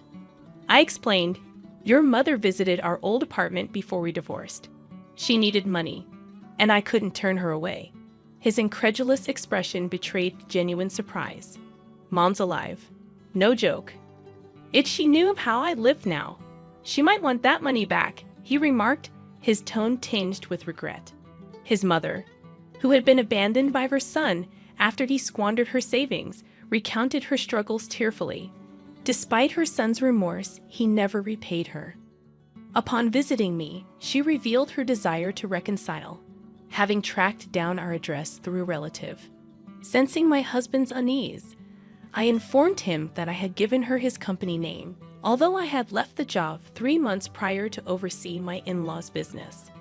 My husband appeared relieved until I disclosed that I had passed on the envelope containing the money from our divorce settlement, now belonging to his wife's family company, as a gesture of goodwill. His shock was palpable as he struggled to comprehend the depth of his mother's plight. As I recounted her situation, he grew increasingly agitated, finally breaking into a cold sweat. As I suggested informing his mother of his current employment, his phone rang, likely his current wife calling. Startled, he fumbled for his phone, his expression a mix of panic and disbelief. Suppressing a laugh, I responded, "Is she asking me to take care of her?" With a casual wave goodbye to my husband, engrossed in his phone call, I strode towards the neighboring apartment building. My husband, noticing my departure, interrupted his conversation, beckoning me to wait. "Where do you think you're going? That's an expensive building. You'll get in trouble if you go in without permission," he cautioned. Turning to face him, I revealed, "I'm the owner of this building. I've rented out all the other units, but my daughter and I reside on the top floor." His stunned silence spoke volumes. I explained that my dedication to thriftiness stemmed from a desire to purchase such a property. "I had just saved enough money to do so when you began to resist frugality," I admitted, causing him to drop his phone in shock. But I had another revelation for him. I inherited a substantial sum from my parents. Instead of squandering it, I invested in real estate, turning my savings into assets worth $5 million, I revealed, gazing up at the building proudly. My husband marveled at my success, expressing regret for not providing such a lifestyle for me himself. "Well, she can make her unlucky son pay for all the hard work he's done with millions in debt and interest," he remarked bitterly. Amidst my laughter, I offered to teach his mother money-saving techniques and share tips for growing his fledgling company. Ignoring his attempts to engage further, I entered the apartment building, leaving him stunned in the hallway. He hurried after me, but I paid him no mind, knowing he couldn't follow me inside. Once inside my home on the top floor, I promptly contacted a trusted real estate agent, grateful for the opportunities my prudent investments had afforded me. "Actually, I have an apartment I'd like to sell next. I'm considering buying a house with an ocean view. Would you be willing to discuss this with me again?" I proposed, eager to move on from the apartment now that my husband was aware of it. Though I doubted he could do anything about it, I wanted to relinquish it just in case. My aunt, having overheard my conversation, brewed a pot of tea and brought it over. I also invited the woman who had been caring for my daughter, and the three of us sat together, discussing our plans for the future amidst laughter and camaraderie.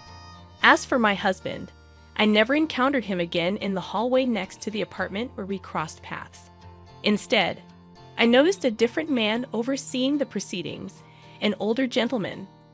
Perhaps my husband faced consequences for his actions towards his mother, or perhaps he simply moved on. Either way, it was no longer my concern. I resolved to focus on my work and continue raising my daughter in the company of trustworthy individuals who truly cared for us. With a sense of liberation and optimism for the future, I embraced the next chapter of my life.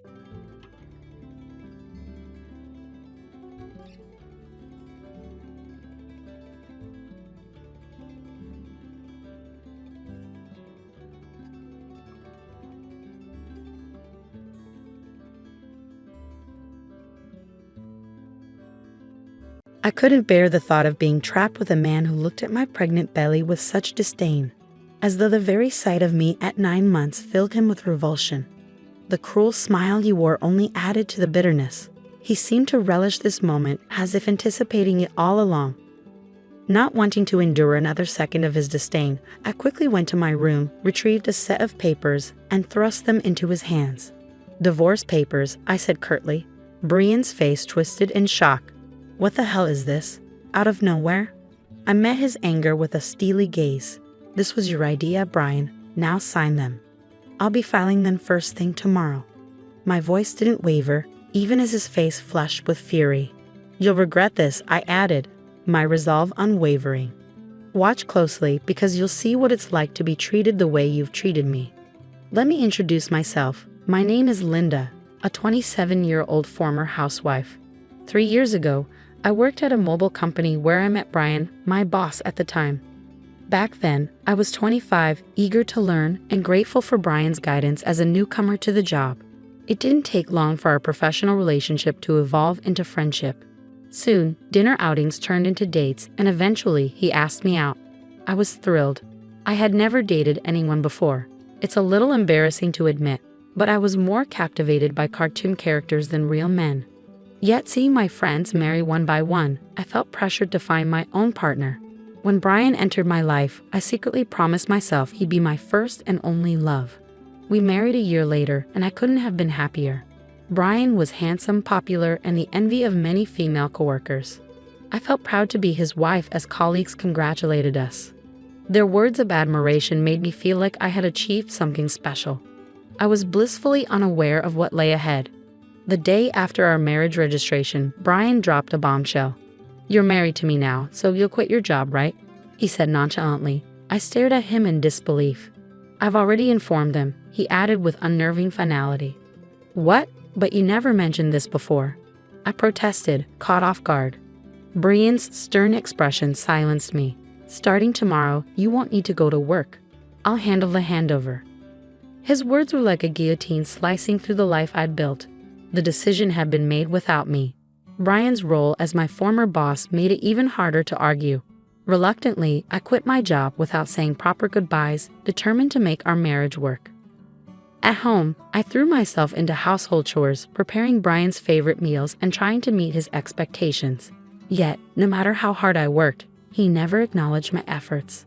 I craved even a single word of appreciation, but none came.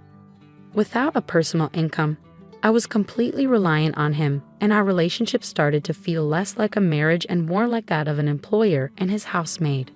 Things took a turn for the worse when I fell ill one day. Exhausted and feverish, I stayed in bed, promising myself I'd catch up on the chores later. Brian stormed into the bedroom, furious. What are you doing lying there? Get up and make some food. He barked, yanking the blanket off me. I'm not feeling well, I murmured, hoping for compassion. Could you handle things yourself today? His response chilled me to the bone. Pathetic. You don't work, and now you're lying around because of a little cold. Tears blurred my vision as I forced myself out of bed. I couldn't believe this was the same man I had fallen in love with. Overwhelmed, I completed the housework, tears streaming down my face. Several days later, I realized I'd missed my period. A pregnancy test confirmed it. I was expecting. Overjoyed, I cried tears of happiness, eager to share the news with Brian. But when he came home late one night, the smell of alcohol on his breath, my excitement dimmed. I have something important to tell you, I began hesitantly. I haven't seen a doctor yet, but I think I'm pregnant. Brian's expression darkened instantly. Pregnant? What the hell have you done? His harsh tone cut me to the core. I don't want a child. If you're going to have it, you'll be raising it alone. He spat before storming off to the bathroom. I stood there stunned. This wasn't the life I had dreamed of. This wasn't the man I thought I had married. I couldn't understand why Brian would say such cruel and irresponsible things about our baby. Moments earlier, I'd been filled with joy at the thought of becoming a mother. But his words shattered that happiness, leaving me in a pit of sorrow. Why would he react like this? He had never mentioned not wanting children before. We hadn't even been using contraception, so I'd naturally assumed he wanted kids too. As I ironed Brian's jacket and prepared to take his shirt to the wash, a wave of sadness overwhelmed me. Then something unexpected happened. A small piece of paper fell from his dress shirt pocket. I picked it up absent-mindedly, thinking it might be a receipt from his outing that night. I almost threw it away, but something caught my eye. The name on the receipt made my heart stop. A motel. My hands trembled as I stared at the incriminating slip of paper, confirming what I didn't want to believe. It was indeed a receipt from a motel. The shock hit me like a physical blow. Why would Brian go to a motel? Isn't marriage supposed to be a sacred bond between two people who love each other? We'd only been married for a little over a year. How could this happen? I was no stranger to romantic fantasies, having spent years dreaming of perfect love rather than experiencing real relationships. But now, faced with this harsh reality, I struggled to accept what was unfolding before me. The possibility that Brian was cheating began to make horrifying sense. Had he been using me from the start? Was he in love with someone else while I played the role of a convenient housemaid? Was this why he reacted so coldly to my pregnancy? These doubts swirled in my mind, and I couldn't shake the gnawing feeling that there was more to Brian's behavior than met the eye. As I grappled with these thoughts, nausea swept over me, not just from morning sickness, but from the realization that my husband might have betrayed me. Perhaps his insistence that I quit my job had a sinister purpose. Maybe his mistress worked there, and he needed me out of the way. Everything seemed to click into place, and my mind blurred the lines between reality and suspicion. But the heartless words Brian had hurled at me when he learned of my pregnancy were undeniable. That day, I resolved to uncover the truth. From then on, I observed Brian's behavior with new eyes. His coldness was impossible to ignore. It was as if he resented me for becoming pregnant. Despite knowing how sick I felt, he would eat smelly foods near me, criticize my housework, and force me to redo tasks. My pregnant body endured his cruelty while my heart grew heavier by the day. But I didn't let it deter me. I began investigating his infidelity. Brian guarded his phone fiercely, never parting with it, even taking it to the bathroom, making it nearly impossible to check. I searched his pockets, hoping for more receipts or clues, but my efforts were fruitless. I even considered hiring a private investigator, but without any personal income, I couldn't afford such a step. Just when I felt trapped in my search for answers, an unexpected lifeline arrived. One day, my phone rang. It was my father. "Dad?" I said, surprised. His busy schedule rarely allowed for casual calls. "Hi, Linda. How are you?" he asked warmly. "Everything's fine," I lied. "Is something wrong? Aren't you busy with work?" "My employees are handling things well, so I'm taking it easy," he replied. My father, the CEO of a company in England, had always been a workaholic. His call was unexpected. "What's going on?" I asked, curious. Then came the shocking revelation. He told me something that made my world tilt. "Is that true?" I asked, struggling to believe what I was hearing. "Yes," he said firmly. "I wouldn't lie to you. Trust me on this." The pieces of the puzzle started falling into place. Though initially stunned, I felt a strange sense of relief. "Thank you, Dad. I'll handle it from here," I said, my voice steady with newfound resolve. The truth emboldened me, but it also reignited my anger. As the months passed, Brian's behavior remained distant and cold. His disdain for me and our unborn child never wavered, and each interaction deepened my hatred for him. At 9 months pregnant, I was always cautious around Brian, living in constant apprehension.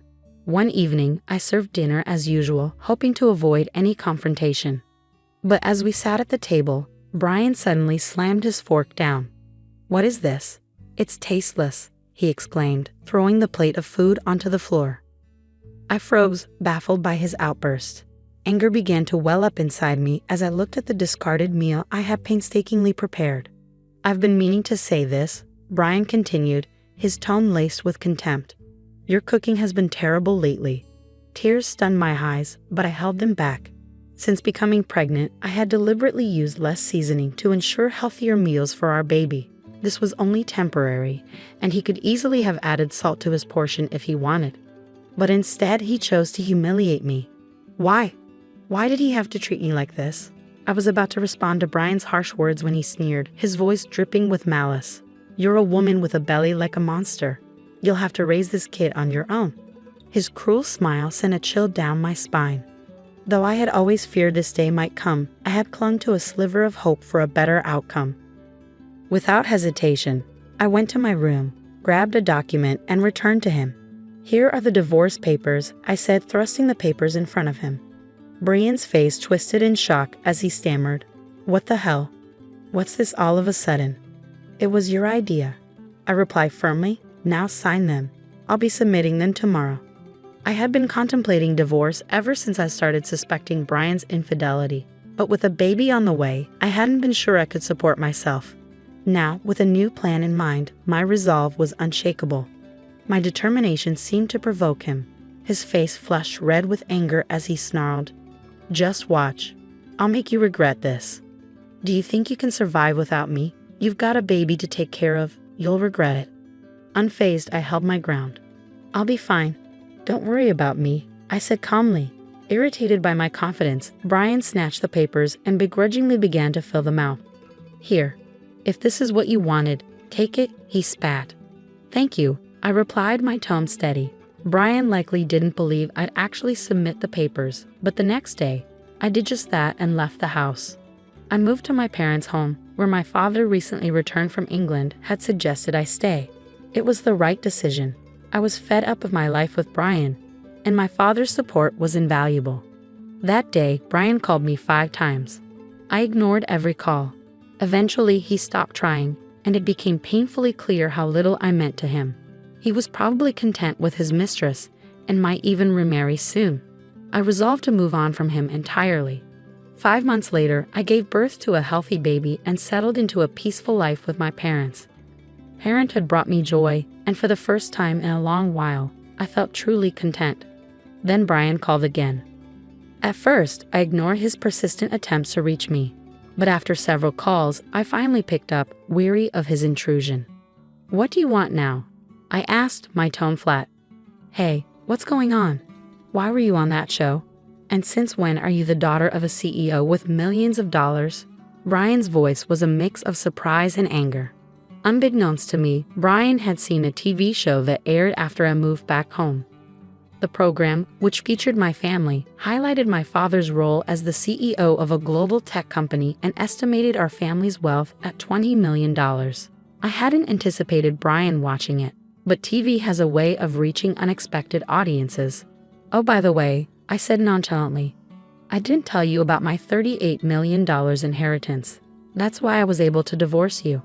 Brian was furious. "What? That's absurd. Why didn't you tell me before? Half of that is mine, right? Give me the money now."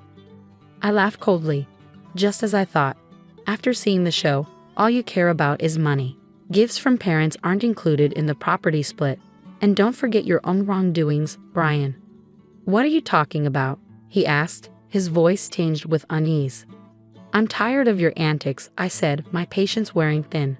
"You cheated on me, didn't you? With your new wife, your junior from work. You started dating her even before we were married." Brian was clearly shocked. He hadn't expected me to know the truth. "Did you really think I wouldn't find out?" I continued. "My father has connections everywhere, including in your company. I've known for a long time." I paused before delivering my final blow. "By the way, I'll be demanding child support." Brian's anger turned to denial. "Stop kidding. Why should I pay child support? You got pregnant on your own and slacked off on housework. It's all your fault." I couldn't believe I had once loved someone so devoid of common sense. Leaving him was the best decision I had ever made. "Brian," I said with a mix of anger and exhaustion, "do you even hear yourself? I'll have my lawyer handle child support. Never call me again, and you'll never see the child. Goodbye." I hung up and blocked his number, feeling a wave of relief. It was finally over. Later, I learned from a former colleague of his that Brian was struggling. His new wife was a reckless spender, and he had plunged into debt trying to keep up with her lifestyle.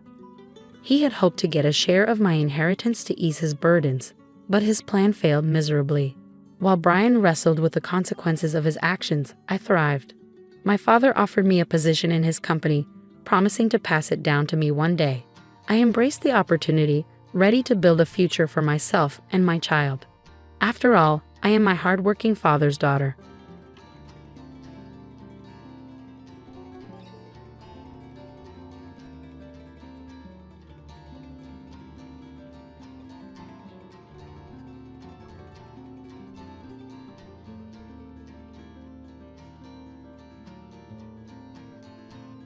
I lay on the cold kitchen floor, holding my side where I felt sharp pain spreading through my body.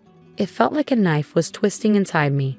My 7-year-old daughter, Lily, stood nearby, her small face showing how scared she was. "Mommy, are you okay?" Lily's voice shook. barely louder than a whisper. I tried to sound calm despite the pain. "I'll be fine, honey, just a bad stomach ache," I lied, trying to hide how serious it was. Footsteps echoed through the hallway as my husband David appeared in the doorway. His face showed annoyance instead of concern. He was ready for his trip, holding his suitcase. "What's going on, Evelyn? Why are you on the floor?" David asked, sounding annoyed. "I think it's appendicitis, David. It's really bad. We need to go to the hospital," I managed to say, each word hurting me. He scoffed. "Appendicitis? You're probably overreacting. It's likely just indigestion." "But David, I really think..." My words were cut off by a sharp pain, making me wince. David checked his watch, clearly impatient. "I can't miss this trip with Rachel. Just call a taxi or something." I couldn't believe it. "David, I can't even move.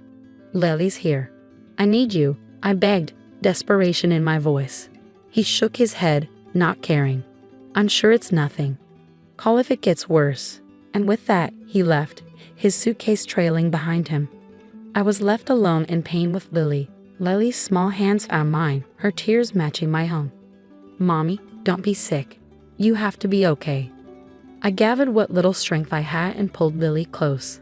"I'm here, darling. Mommy's here." With David gone, I knew I had to act. With shaking hands, I grabbed my phone and called the only person I knew I could count on, my brother Michael.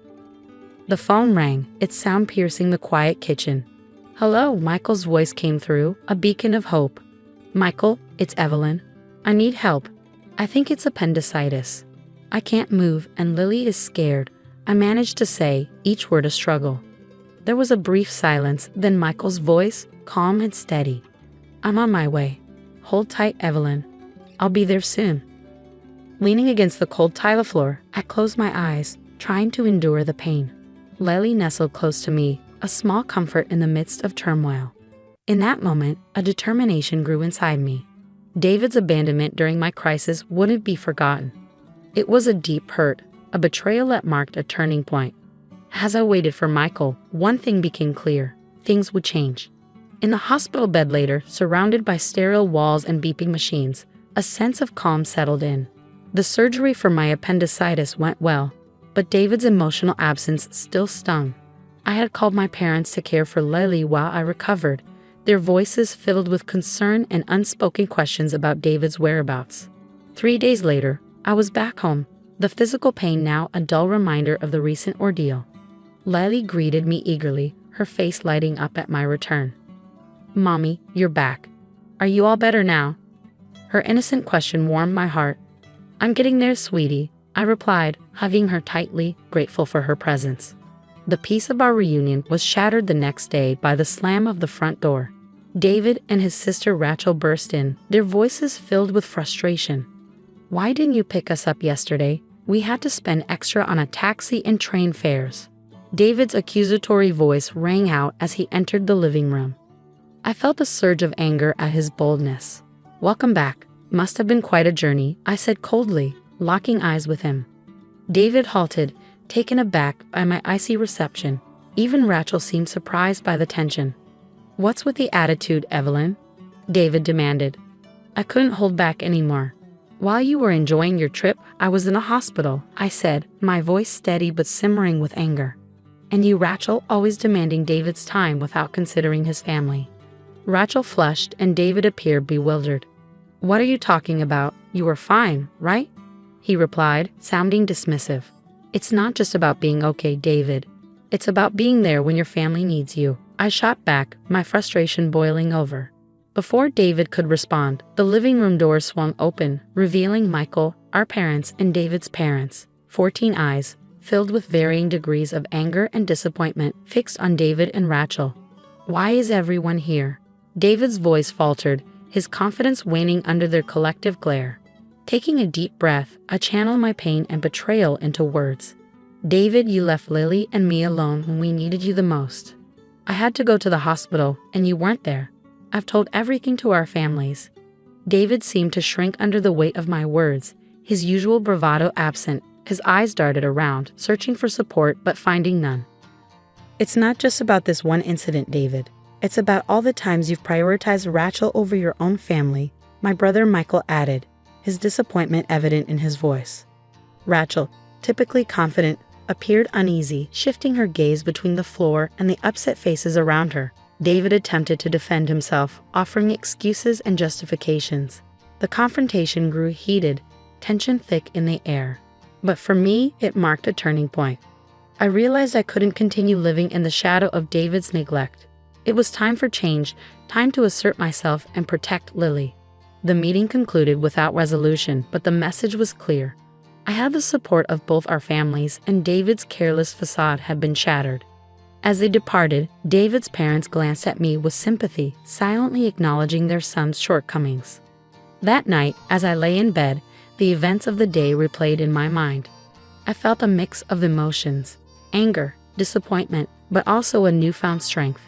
David had revealed his true self, and I knew it was time for me to take charge of my life. The days following the confrontation were tense with unspoken words. David tried to act as if nothing had changed, but the atmosphere between us was heavy. I spent that time reflecting, realizing the depth of my discontent and the necessity for change. The decision I reached wasn't easy, but it felt crucial, like a breath of fresh air after being stifled for so long. One evening, while David casually flipped through TV channels on the couch, I approached him with a folder in hand. My heart raced, but my determination held firm. "David, we need to talk," I said, my voice steady. He glanced up, a hint of annoyance crossing his face. "What now, Evelyn?" I took a deep breath and handed him the folder. "I want a divorce." David stared at me, disbelief and mockery flashing across his expression. "Divorce? That's absurd, Evelyn. You're blowing things out of proportion." I shook my head, feeling a surge of empowerment. "It's not an exaggeration. I've thought long and hard about this. You've consistently prioritized Rachel over me and Lily. I can't continue like this." David sneered. "You think you can manage alone? Don't be naive, Evelyn." His words were meant to hurt, but I stood firm. "I'm not naive, David. I understand what this means, but I'd rather face uncertainty than continue feeling invisible in my own marriage." He laughed, a cold, bitter sound. "Good luck, Evelyn. You'll regret this once you realize how tough it is out there." I felt my anger rise, but I kept my composure. "I won't. This is my decision, and I'm sticking to it." For a moment, David seemed like he might argue further, but then he shrugged, a smug smirk on his face.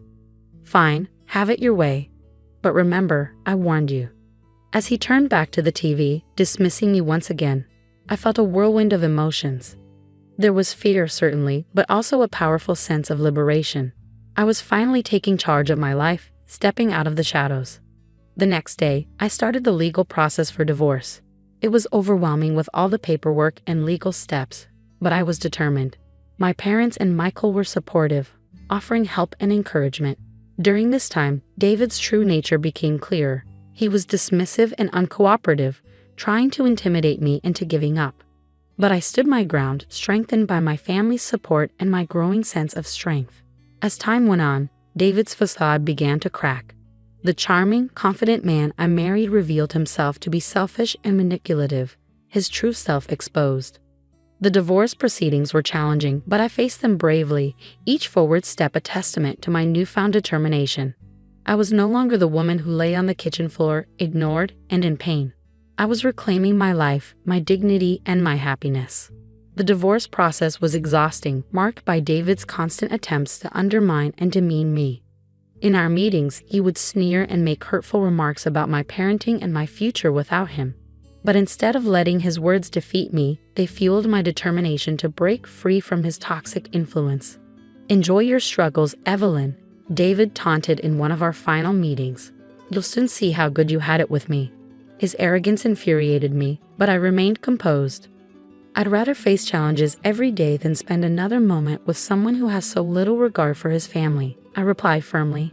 David's smug demeanor briefly faltered, replaced by a flicker of anger. He quickly masked it with a scoff, but I could sense my words had struck a nerve. The day the divorce was finalized brought a strange mix of relief and nervousness. I was finally free from David, yet the road ahead seemed daunting. However, as I walked out of the courthouse, a wave of liberation washed over me.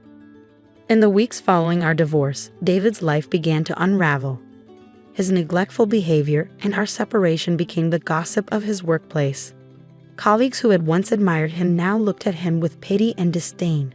His charming facade had crumbled, exposing the pettiness and selfishness beneath. News of our divorce spread throughout our community, largely due to my cousin, who was well connected in our neighborhood. David, who had always cared deeply about his image and reputation, found himself the subject of hushed conversations and judgmental stares. Rachel also faced criticism. Her role in our marital problems was now public knowledge, and friends and neighbors began to regard her with suspicion and disapproval. The bond she had with David, once unbreakable in her eyes, now seemed strained and uneasy. One evening, while picking up Lily from school, I overheard a heated argument between David and Rachel outside their house. Their voices dripped with blame and resentment. "It's your fault we're in this mess, Rachel," David yelled, his frustration palpable. "How dare you blame me? You're the one who couldn't hold your family together." Rachel shot back, her voice filled with anger. Their argument was a stark contrast to the united front they once presented. The discord sowed by their actions had finally come to fruition, and now they were facing the consequences. As I walked away with Lily, I felt a sense of vindication. David and Rachel were now grappling with the results of their selfish choices. It was a tough lesson, but one they had brought upon themselves. That night, as Lily slept peacefully in her room, I sat by the window reflecting on the past few months. The journey had been challenging, but it had brought me to a place of strength and self-respect. I had fought for my dignity and for Lily's future. Although the future was uncertain, I felt prepared to confront it with newfound confidence. In the aftermath of the divorce, life settled into a new rhythm, one that was quieter yet more fulfilling. The weight of my unhappy marriage had lifted, replaced by a newfound sense of independence. I began rebuilding my life step by step, with Lily by my side. My first priority was finding a job. The gap in my resume from years spent focusing on motherhood was a concern, but I was determined. After several interviews, I secured a position at a small accounting firm. The firm, led by a supportive woman who valued working mothers, offered a flexible and understanding environment. It was an ideal fit for me. Lily embraced the changes with the resilience that only children possess. She started kindergarten, making new friends and eagerly diving into learning. Her laughter and lively conversations filled our home with happiness, a stark contrast to the tense atmosphere of the past. Yet despite these positive changes, reminders of my past with David lingered.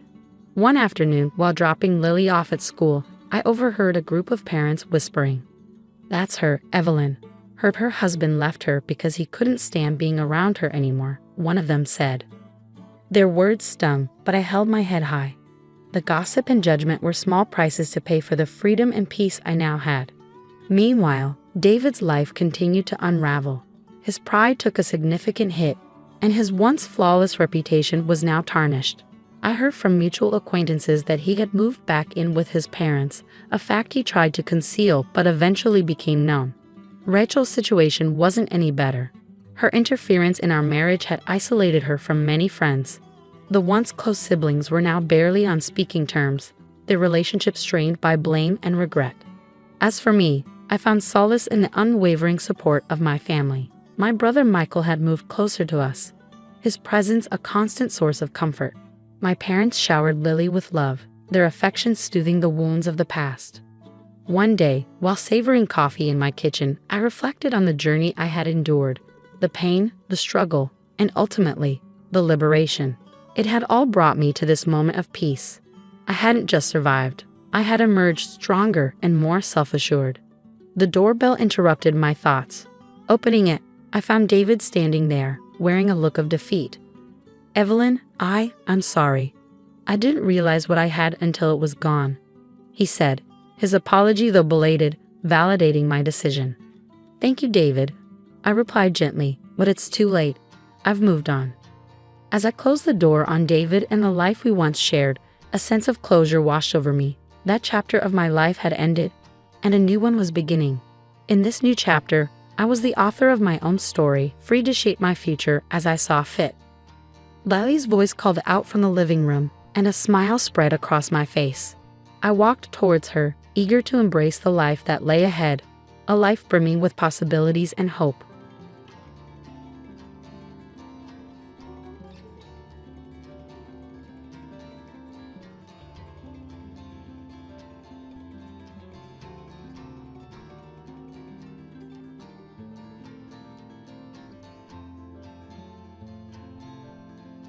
Did you really think you could just move your parents into our home without asking me, Ryan? I asked, my voice shaking with a mix of anger and disbelief. Ryan, my husband of 6 years, looked up from his laptop with a smirk I had grown to hate. Oh, Amelia, don't be so dramatic. It's just for a while. Besides, it's not like you have a say in this.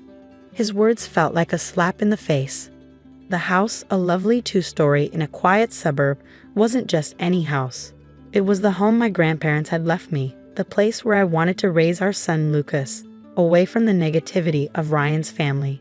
You do remember that this house is in my name, right? I shot back, my hands clenched into fists at my sides. Ryan's smug look faded, replaced by a hint of uncertainty. Our 2-year-old son Lucas wandered into the room, oblivious to the tension. I forced a smile for him. As he reached up to me with his chubby hands, I picked him up and kissed his forehead, trying to calm down. I'm not okay with this, Ryan. Your parents have never respected me or our space. Why now? I asked, trying to keep my voice steady. Ryan shrugged, his indifference making me even more frustrated. Their family, Amelia. You wouldn't understand. Family. The word echoed in my mind mockingly. My own family, who ran a small but beloved coffee shop in town, had always been my safe haven. They were nothing like Ryan's controlling, overbearing parents. The doorbell rang, interrupting our standoff. Through the peephole, I saw them, Ryan's parents, suitcases in tow, ready to invade our life. My heart sank. Fine, Ryan, let them in. But this isn't over, I said angrily, handing Lucas to him before opening the door. Amelia, darling, cooed Ryan's mother as she swept past me without a second glance. His father followed, a stern man who'd barely acknowledged me since our wedding day. As they made themselves comfortable in my living room, I felt a familiar sense of intrusion. This was just the beginning, I realized. But as I watched them, something inside me changed. I was done being the compliant daughter-in-law, bending to their whims. I retreated to the kitchen, my mind racing. This was my home, my sanctuary, and I was ready to fight for it. The following days became a blur of unwanted changes.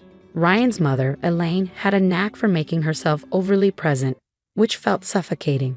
She rearranged my kitchen, criticized my parenting, and acted as if our home belonged to her. Lucas shouldn't be eating that, Amelia. It's not healthy, Elaine scolded one morning as I prepared Lucas's breakfast. I held back a sharp reply, feeling her judgment like a slap. He's fine, Elaine. It's just cereal. She sighed, shaking her head. In our house, we believe in a proper diet. You really should learn.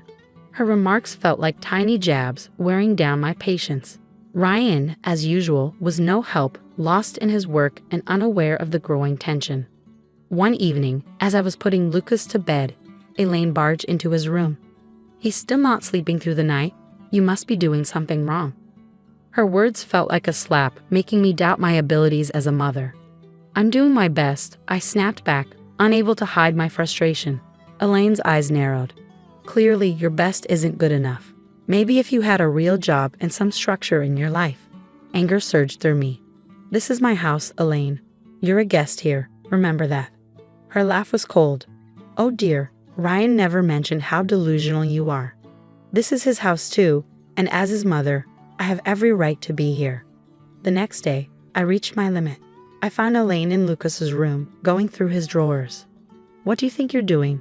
I demanded, my voice shaking with anger. I'm just organizing.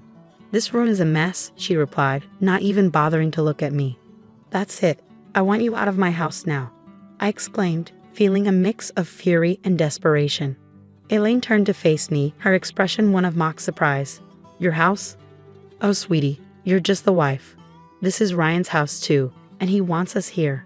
I stormed out of the room, my mind swirling with thoughts, Ryan's betrayal, Elaine's intrusion, and how they ignored my feelings. It was too much.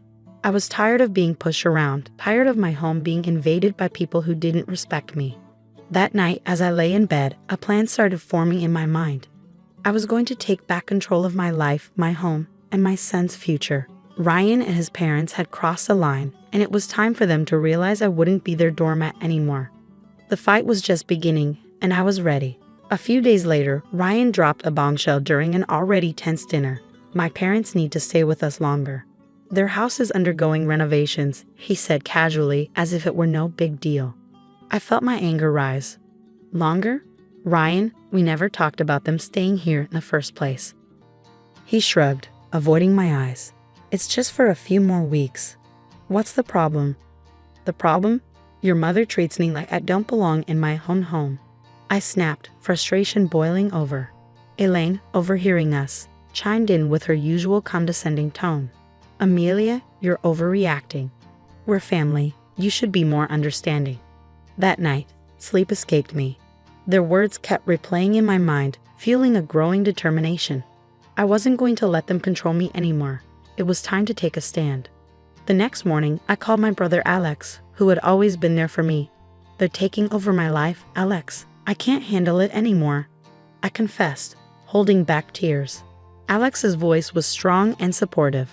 Amelia, you have to stand up for yourself. Don't let them push you around. It's your house, your rules. His words gave me the courage I needed. I decided to talk to Ryan, but this time, I would be prepared. I gathered evidence of Elaine's bossy behavior, the rearranged kitchen, the disrupted routines, her constant rude comments. The day of confrontation came. I waited until Elaine and Ryan were in the living room. We need to talk. Now, I declared, my voice steady despite the turmoil inside me. Ryan looked up, taken aback by my tone. What's going on, Amelia? It's about your parents, Ryan. Their constant interference, their disrespect for my boundaries. It stops today, I declared, holding up my list of complaints. Elaine scoffed. This is ridiculous. We're just trying to be helpful. Helpful? By undermining me all the time, by treating me like I don't matter in my own home. I shot back, my frustration boiling over. Ryan squirmed. Amelia, they're my parents. We can't just ask them to leave. No, Ryan. They're guests in my home, and they've stayed too long. Either they go, or I do with Lucas, I stated firmly, my determination clear. The room fell silent, my words hanging in the air. I saw Ryan's realization, but it was Elaine who spoke first. You wouldn't dare, she spat, her mask slipping. Try me. I won't regret standing up for myself, I retorted, my voice filled with determination. That night, Ryan's parents packed their bags. As they left, Elaine shot me a hateful look. You'll regret this, Amelia, she warned. But as the door closed behind them, I felt a weight lift off my shoulders. It was the first step in taking back control of my life, and I was prepared for whatever challenges lay ahead. The days after Elaine and her husband left were strangely quiet. Ryan's attitude towards me became cold and distant, our interactions minimal and strained. Yet, I found comfort in the peace of my home and the joyful laughter of Lucas. One evening, as Lucas played with his toys, Ryan announced, I have to go on a business trip. I'll be gone for a few weeks. His tone was indifferent, as if our troubled relationship had taken a backseat to his work. Fine, I replied sharply, barely able to hide my relief at the thought of his absence. After Ryan left, the atmosphere in the house shifted, feeling liberating. I started undoing the changes Elaine had made, each adjustment feeling like a small victory. But the real turning point came when I stumbled upon a series of emails on Ryan's laptop, left carelessly open. They revealed an affair, a betrayal that cut deeper than any of his mother's snide remarks. Anger, hurt, and a sense of betrayal swirled inside me. I knew it was time for Ryan to face the consequences. I began planning my next moves meticulously, each step aimed at making Ryan and his family answer for their deceit and manipulation. First, I secured my financial and legal position. I contacted a lawyer, explained my situation, and started the divorce proceedings. Then I focused on the house, a symbol of my grandparents' legacy and my independence. I reached out to a real estate agent. I want to sell the house quickly and quietly, I told her. She was surprised but could sense the urgency in my voice. Are you sure about this, Amelia? Selling the house is a big step, she warned. I've never been more certain, I replied, fueled by a mix of betrayal and newfound determination. The house went on the market and offers came in quickly. The idea of Ryan returning to find his control gone brought a bittersweet satisfaction. In the midst of all this, I leaned on my family for support. My parents were shocked by Ryan's actions and stood by me and Lucas. We're here for you, no matter what, my father assured me. Watching Lucas play, unaffected by the chaos, I silently promised to shield his happiness. Ryan's return was inevitable, but I was no longer the same person he left. Armed with truth and a plan, I was ready to confront him and take back my life. The day Ryan returned was heavy with tension. I had played out this moment in my head countless times, imagining every possible scenario.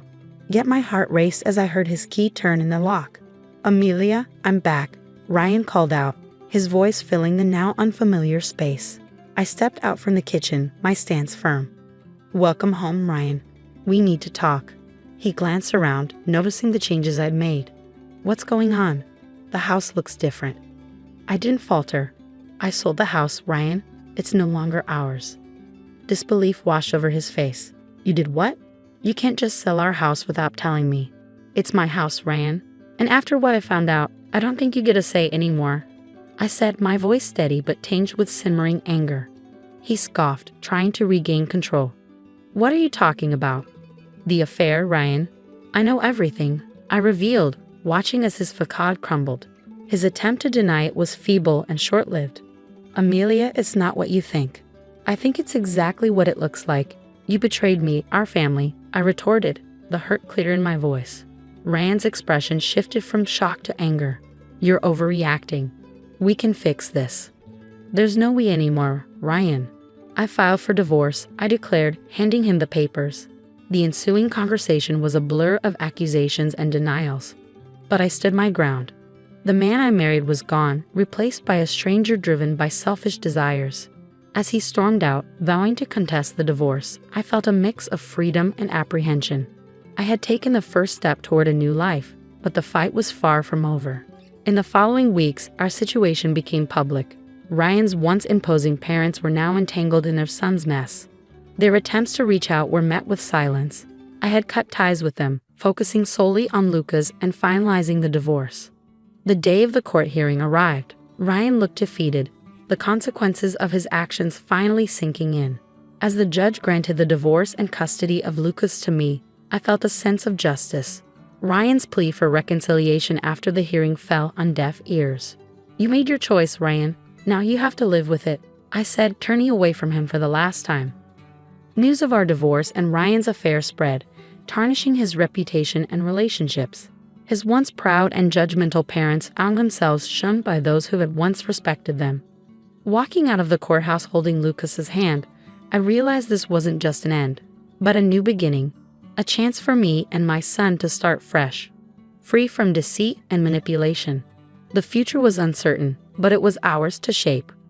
Life after the divorce felt like stepping out of a long, dark tunnel into the light. I had regained control not just of the house, now sold, but of my life. Lucas, unaware of the grown-up troubles, flourished in the love and stability I provided. My days were busy but fulfilling, focused on rebuilding our lives and running the coffee shop, my sanctuary. The shadow of Ryan and his parents lingered, casting a pall over my life. One day, as I was closing the shop, Ryan appeared, looking disheveled and desperate, a stark contrast to the composed man I had once known. "Amelia, please, I need to talk to you," he pleaded, his eyes searching mine for a glimmer of the compassion we once shared. I hesitated, torn by conflicting emotions. "What do you want, Ryan?" "It's about the alimony and child support," he began, his voice filled with embarrassment. "I can't afford it. I lost my job because of the scandal. And my parents? They're struggling too." His words hit me like a cold shock. "That's not my problem, Ryan. You made your choices and now you have to face the consequences." "But Amelia, I have nothing left. Please, for old time's sake," he begged, his voice breaking with despair. I felt a pang of pity, but it was quickly overtaken by the memory of his betrayal. Old time's sake. Those times are gone, Ryan. You should have thought about the consequences before you cheated and lied. I turned to leave, but his next words stopped me in my tracks. "I'm sorry, Amelia. Truly, I am. I was a fool and I ruined everything. Please help me." For a moment, I glimpsed the man I once loved, vulnerable and regretful. But the pain he had caused was too deep, the betrayal too raw. "I'm sorry, Ryan, but I can't help you. You need to figure this out on your own," I said firmly, closing the chapter of our shared past for good. As I walked away, leaving Ryan standing alone, I felt a sense of closure. The journey had been painful, filled with betrayal and heartache, but it had led me to a place of strength and independence. Life moved on. Lucas grew, his laughter and curiosity bringing joy to our home. The coffee shop thrived, becoming a place of warmth and community. And as for me, I found contentment in simple pleasures. The aroma of fresh coffee, the sound of Lucas's giggles, and the support of loved ones.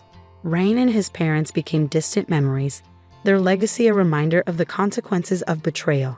My journey taught me resilience and the importance of standing up for oneself. As I locked the shop that evening, I looked up at the sky, its hues signaling the end of another day. I smiled, holding Lucas's hand tightly. Our future was uncertain, but it was bright. We were moving forward, step by step, into a new chapter of our lives.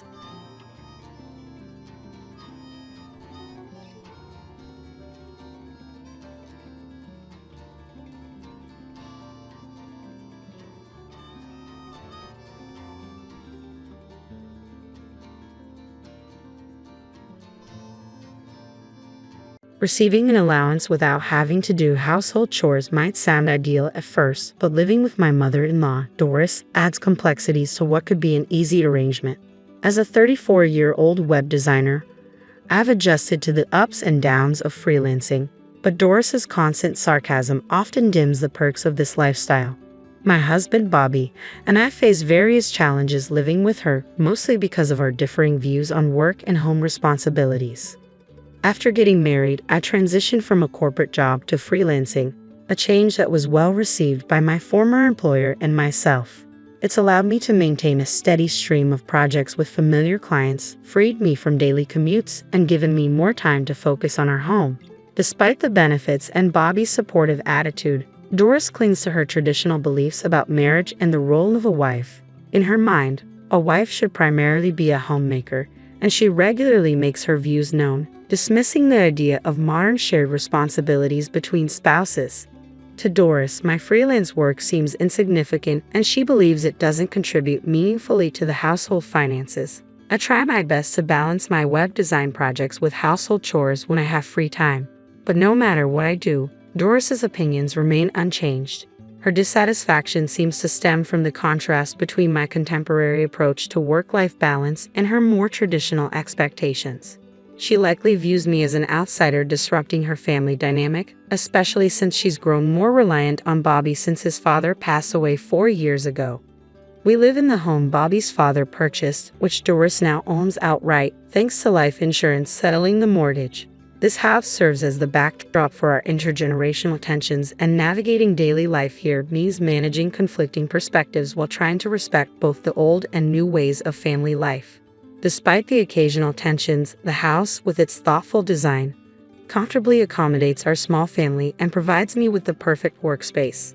It also doubles as a popular gathering spot for Doris's friends, many of whom have lived in the neighborhood for over 25 years. When they visit, the atmosphere shifts, and I often find myself playing the role of a gracious hostess, serving coffee and sweets as the group chats. Inevitably, their conversations drift toward sharing grievances about their daughters-in-law, a recurring topic of discussion. I sometimes find myself chuckling as Doris and her friends swap stories about their daughters-in-law.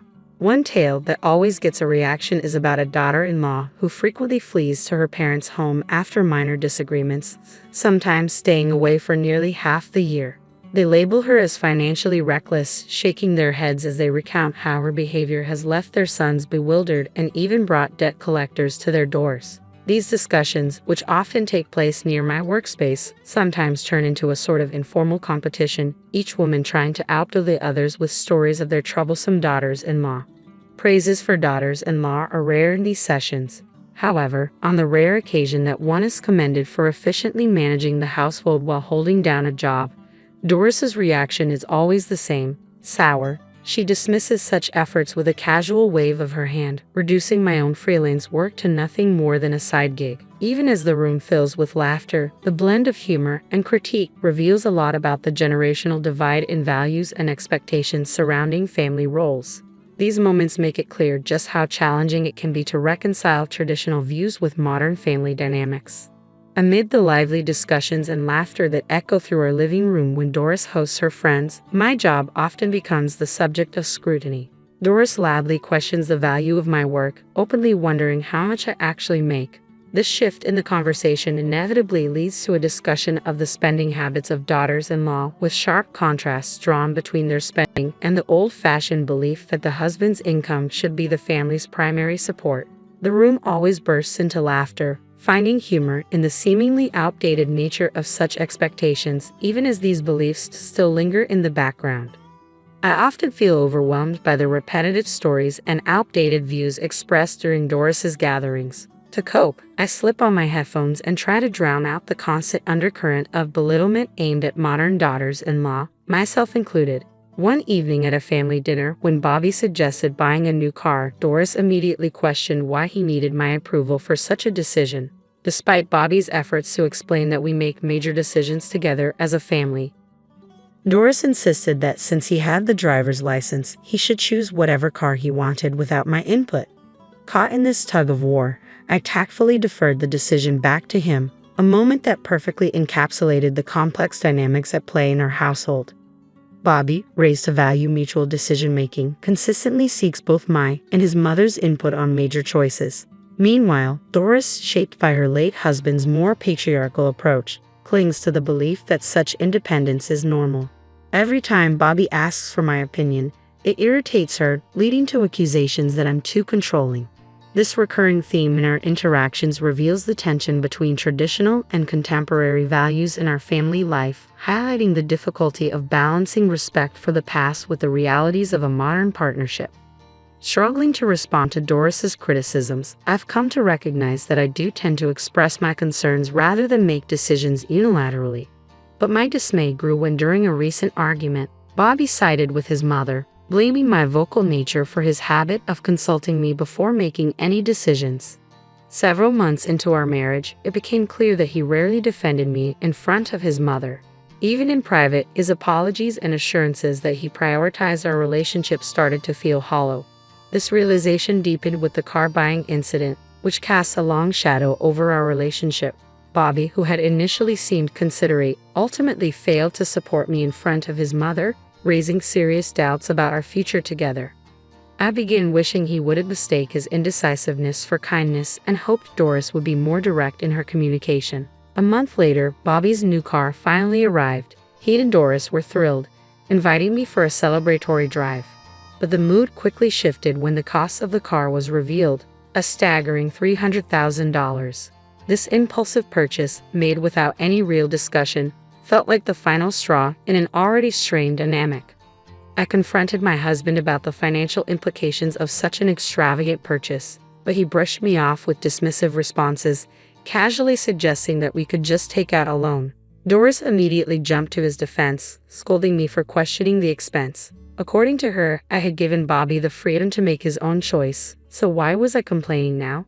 Frustrated, I asked how we could possibly afford such a luxury, but Doris cut me off sharply. It's not like you pay for anything, so you have no right to complain. Feeling utterly unheard and marginalized in decisions that directly affected our shared life, I was left grappling with a sense of isolation in my own home. It became clear that my input was undervalued and that financial decisions were being made with little regard for joint consultation or responsibility. As I tried to assert my contributions to the household through my freelance work, Doris's reaction was unusually harsh. She scoffed at my efforts, dismissing my income as a little side job that couldn't compare to Bobby's substantial salary of over $130,000 a year. Her disdain was palpable, and just as I was about to defend myself, I noticed my husband had silently withdrawn from the confrontation, leaving me alone to face his mother's harsh words. After enduring this kind of treatment for too long, I finally reached my breaking point when Doris snapped, "A daughter-in-law, like you should just get out." Her words hit me like a slap in the face, not just an insult but a total dismissal of everything I had tolerated. Angered and deeply disappointed by Bobby's indifference, I turned to him and blamed him for the escalating conflict, knowing it stemmed from his chronic inability to stand up for me. Fed up, I said firmly, "Understood. Then I will leave." I walked to my workspace, gathered my computer and essentials, and prepared to leave. As I crossed the threshold, I informed Doris that I would return later to collect the rest of my belongings. Her angry gaze followed me, and just as I stepped out the door, she shouted after me, "When you step into this house again, it will be to sign the divorce papers." Her abrasive words echoed behind me, something I had never expected to hear, and they stunned me into silence. I sought refuge at my parents' house, shaken and unsure of what to do next. The moment my mother saw me, she knew something was wrong.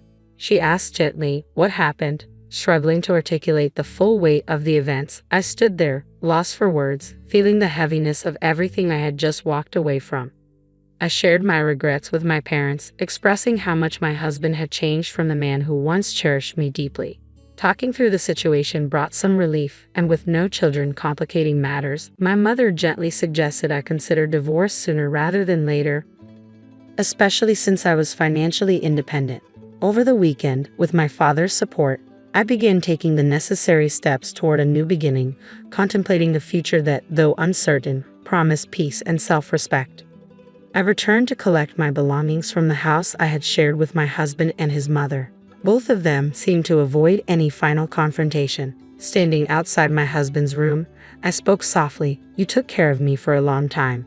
Can you sign the divorce papers?" I slipped the documents under the door, and soon after, I heard his indifferent reply, "I've signed them. We're done here." Retrieving the signed papers felt like a hollow victory, marking the end of our marriage. I left without a word to my mother-in-law, carrying the deep sadness after 3 years in that house, a place with only a handful of happy memories. I went straight to the city office to submit the divorce papers, hoping the formal separation would help bring closure to this chapter of my life. My plan was to temporarily move back to my parents' home and continue working remotely as I started to rebuild my life independently.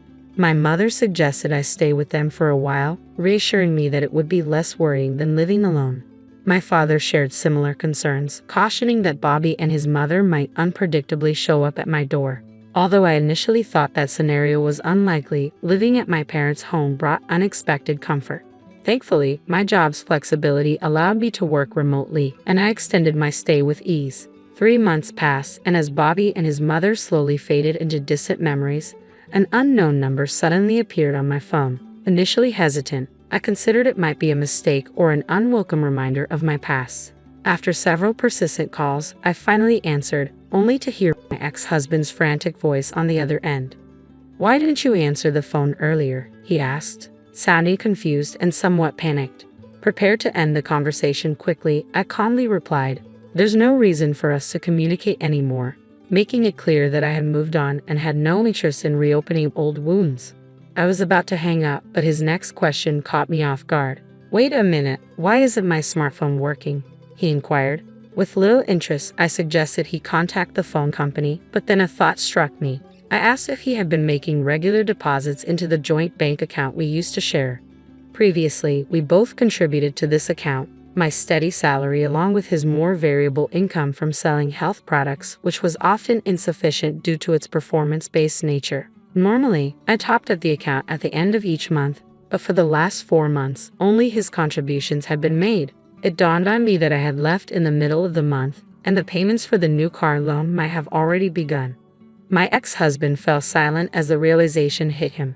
Calmly, I stated, "I've been managing our household expenses with my income until now.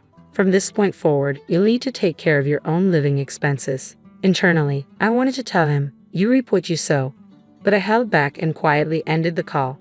Reflecting on the situation, I realized that my ex-husband had never fully disclosed his actual earnings to his mother. She seemed unaware that our household had been primarily supported by my salary after we got married. Perhaps he was too embarrassed to admit that his wife was the main earner.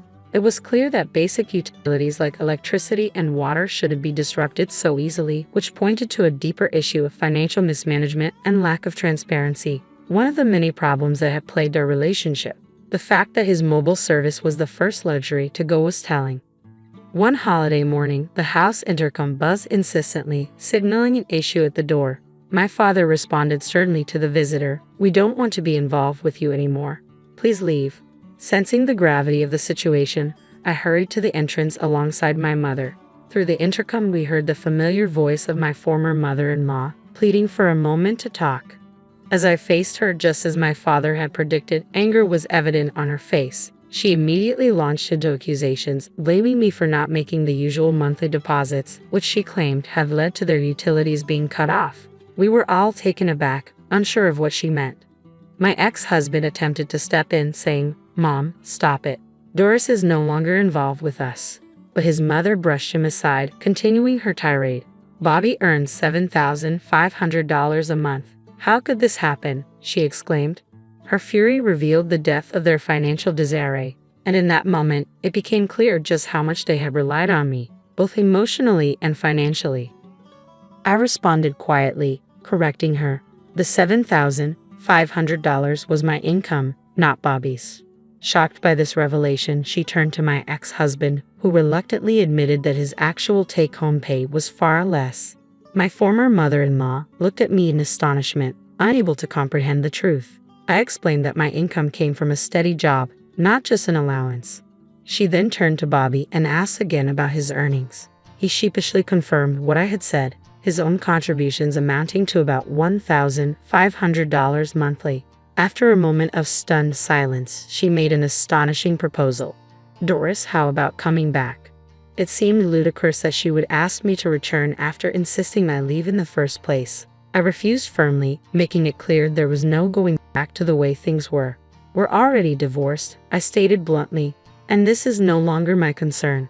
Despite my clear refusal, she persisted, insisting that everything could be resolved if I'd just reconciled with Bobby. My father, growing increasingly impatient, spoke in a forceful tone. "Leave now," he demanded, "or I'll call the police." They left in a hurry, almost stumbling as they exited, my father sternly warning them never to set foot in our home again. Reflecting on the encounter, my mother was visibly furious, but my father's indignation was even more pronounced. I felt a deep sense of relief that we had finally severed ties with such unreasonable people.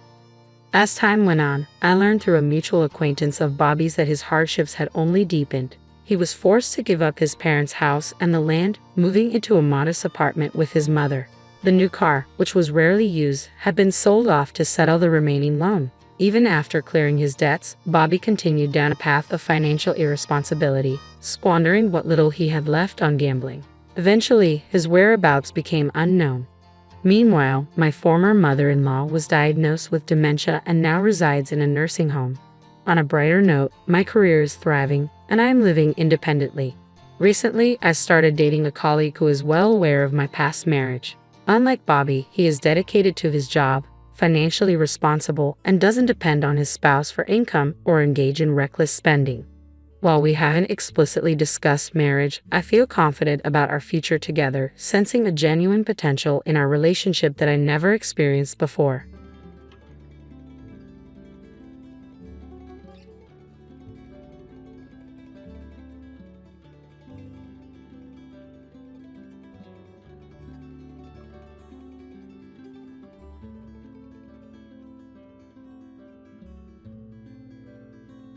My husband had all but abandoned his responsibilities, leaving me to shoulder the overwhelming burden of caring for his ailing father and managing every household chore. Each night, he stayed out until the early hours, barely contributing enough for our living expenses. Though I cherished my career as a nurse, I had resigned from my job to dedicate myself entirely to his father's care. Now, here he was again, asking me for more money.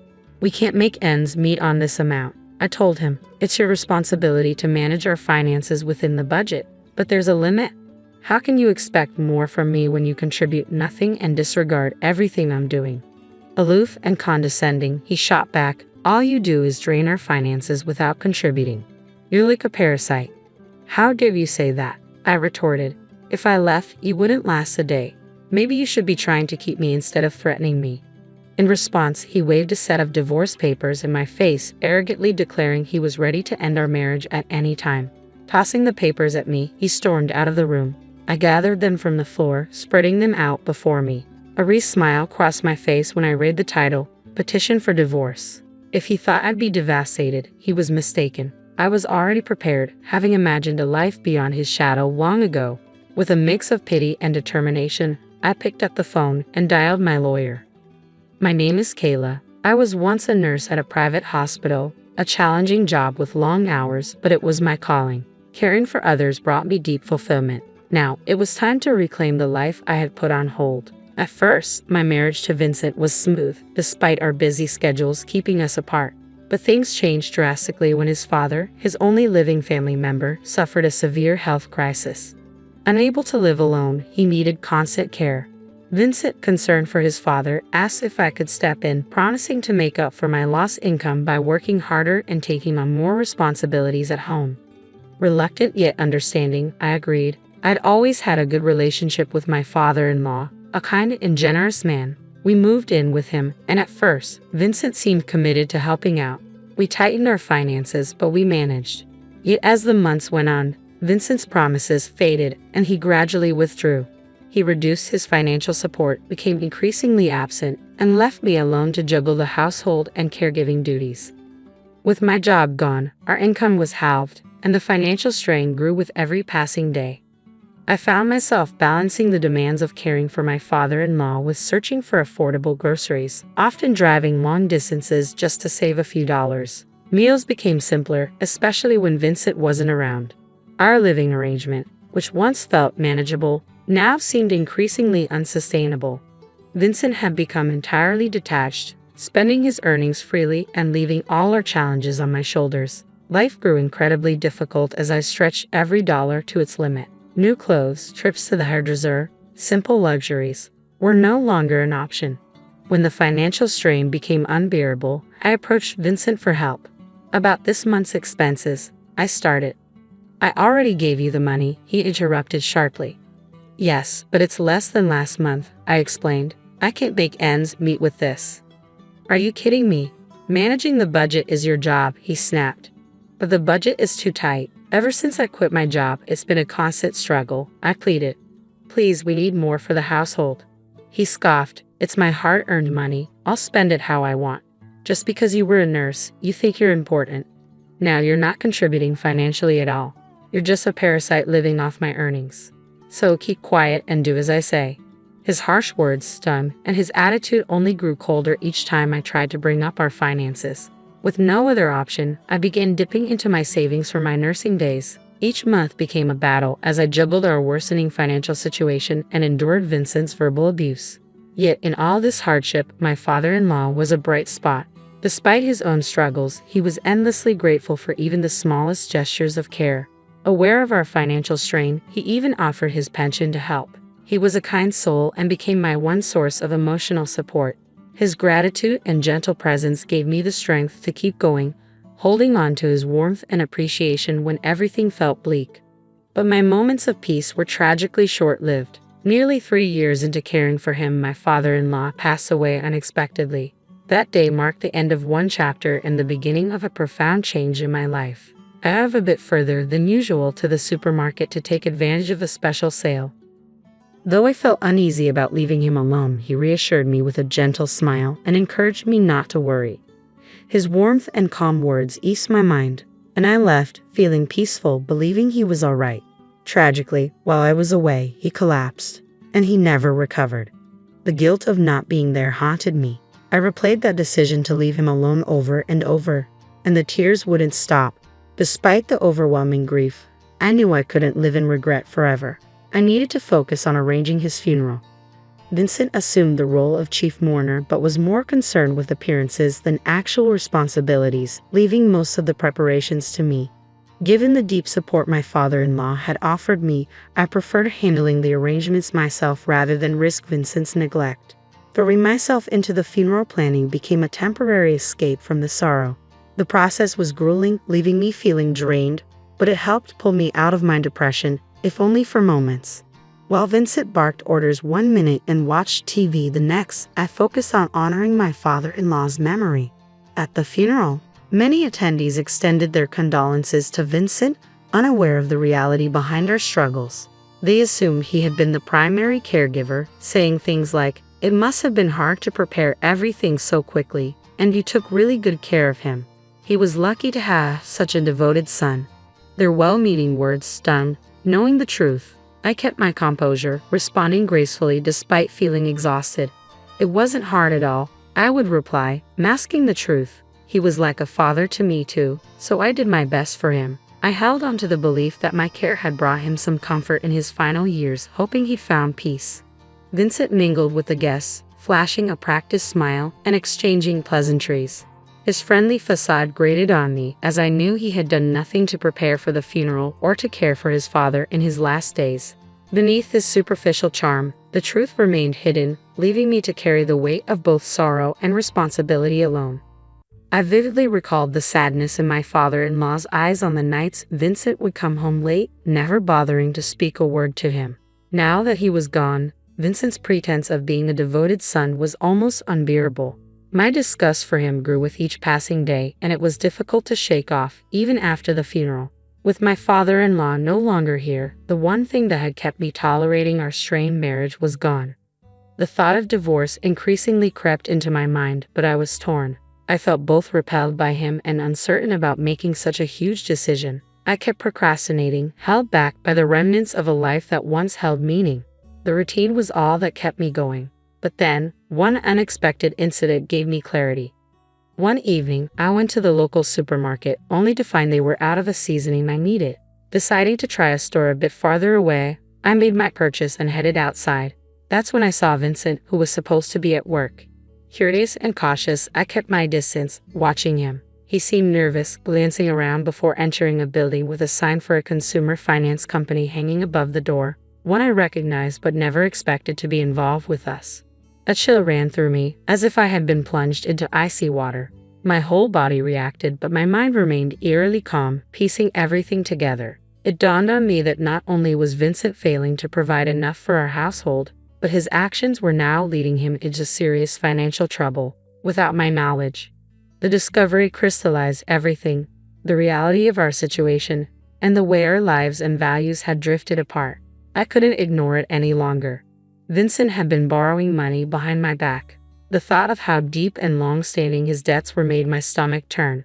That was the moment the decision was made. I needed a divorce. I could no longer picture a future with someone who kept such major financial secrets from me. My feelings for him evaporated completely. That evening, I waited for him in the living room, the decision weighing heavily on me but clear in my mind. When he finally walked through the door, I didn't hesitate. "Vincent, you're back late." He looked surprised. "Yikes, what are you doing up so early? What's wrong? Can I stay awake?" I asked flatly. "Nothing's wrong. I just want to go to bed," I replied, keeping my tone even. "Of course you do. You've been out until now. After all," he dismissed my concerns. "If you're going to be sarcastic, save it. I'm exhausted from working. Unlike you," he snapped. "Right? I'm sorry," I said, my words hollow as the reality of our situation settled in. I paused for a moment to gather my thoughts before speaking. "Actually, I have something important to tell you. Let's get a divorce." Vincent looked at me, stunned. "Ha! What are you saying all of a sudden?" "I've been thinking about it for a while now," I continued calmly. "You've been living off me, and yet you ask how I'll survive after the divorce. You hardly provide enough for me to live on as it is. Besides, as a nurse, I managed before, and I can manage again. If money is such an issue, then yes, I think a divorce is the best step." He stood frozen, speechless, before locking himself in the bedroom. The next day, true to his word, albeit reluctantly, he took a day off and accompanied me to our lawyer. He signed the divorce petition with a heavy thud on the lawyer's desk. Our separation turned out to be simpler than I had expected. Throughout it all, Vincent kept muttering about regret, but I chose to ignore him. Afterward, I decided to return to my parents' home temporarily. When I explained the situation to them, they offered their full support, encouraging me to move forward. Grateful for their backing, I began packing up my belongings, ready to start anew, free from the weight of a marriage that had become untenable. While sorting through my things, I decided to clean my father-in-law's room one last time. As I went through his chest of drawers, I stumbled upon his will. Curious but composed, I informed Vincent, who, to my surprise, showed an unexpected burst of excitement. He tore open the envelope and eagerly read the contents, his eyes wide. But his enthusiasm quickly shifted to dismay as he read aloud, mumbling about some mistake in the document. From what I could gather, the will left several stocks, which his father had owned to me. Additionally, it included a heartfelt letter expressing gratitude towards me. Vincent, in disbelief, protested, No, this can't be true. I'm the only son. Normally, I inherit everything, don't I? That may be so, but the will clearly states otherwise, I replied calmly. This is ridiculous. This can't be valid, he sputtered, but the signature on the document was unmistakable. The shock was too much for him. He fainted and collapsed on the floor. I quickly called an ambulance, but as I watched the paramedics take him away, I realized I was already detached from his life. There seemed no reason to delay my departure any longer, so I finished packing and left for my parents' home. Once settled, I reached out to one of Vincent's relatives, who had always been kind to me, to inform her about the divorce. She listened intently, her expression growing more pained as I recounted my story. After I finished, she embraced me warmly, but her demeanor was awkward and troubled. She then revealed, in a hushed voice, that Vincent had accumulated a substantial gambling debt long before we moved in with his father. It had started shortly after we got married. His frequent visits to consumer finance companies had even sparked rumors in our small community. Her revelations added new layers of understanding to the struggles we had faced, confirming that my decision to leave was justified. The support from Vincent's relative was comforting, reaffirming that I was not alone in recognizing the difficulties caused by his actions. It was deeply unsettling to realize that while I had been oblivious, others in our community were well aware of Vincent's financial troubles, and the rumors had been rampant. Before moving in with my father-in-law, my life had been consumed by my job. Afterward, my focus shifted entirely to caregiving, leaving no room for social interactions where such information might have come to light. Meanwhile, Vincent had been misleading everyone, confidently claiming that he would swiftly clear his debts with the inheritance he was certain to receive. It seemed everyone in our circle knew about it, except me. The rumors eventually reached his father, prompting him to draft a will that intentionally excluded Vincent, likely to correct his son's misguided expectations and irresponsible behavior. Vincent, who had recklessly accumulated debts across various quarters, was banking entirely on an inheritance that never materialized. When he realized he would receive nothing, the shock was too much for him, and he fainted. After a brief hospital stay, Vincent was discharged and faced the grim reality of managing his debts alone, scraping by day to day. As for me, I returned to my parents' home, took some time to gather my thoughts and heal, and eventually returned to my nursing career. Being back at work, immersed in a profession I love, has been rejuvenating. For now, I have no interest in thinking about marriage again. My priority is my career, dedicating myself to a job that brings fulfillment and stability. The return to nursing not only marks a return to normalcy but also a step toward rebuilding my independence and focusing on my well-being.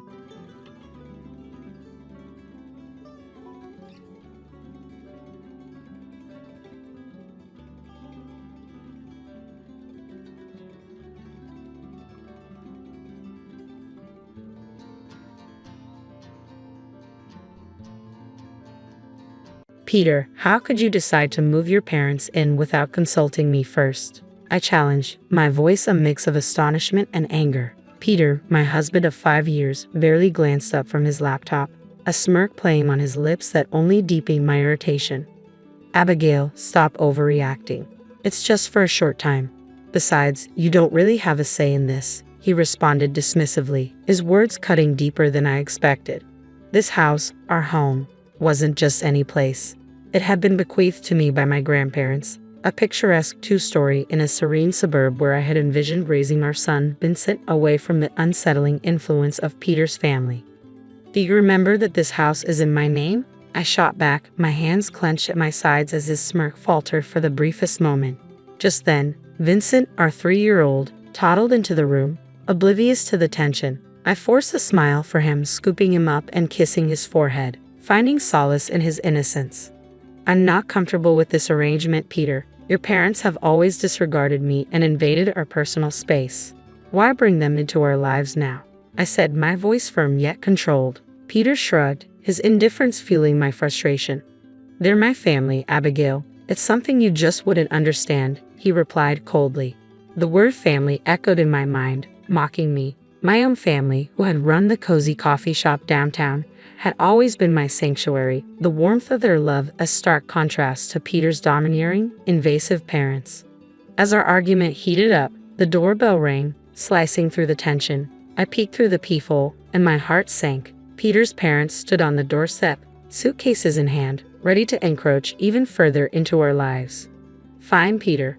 Let them in. But this isn't over," I said sharply, handing Vincent to him before reluctantly swinging the door open.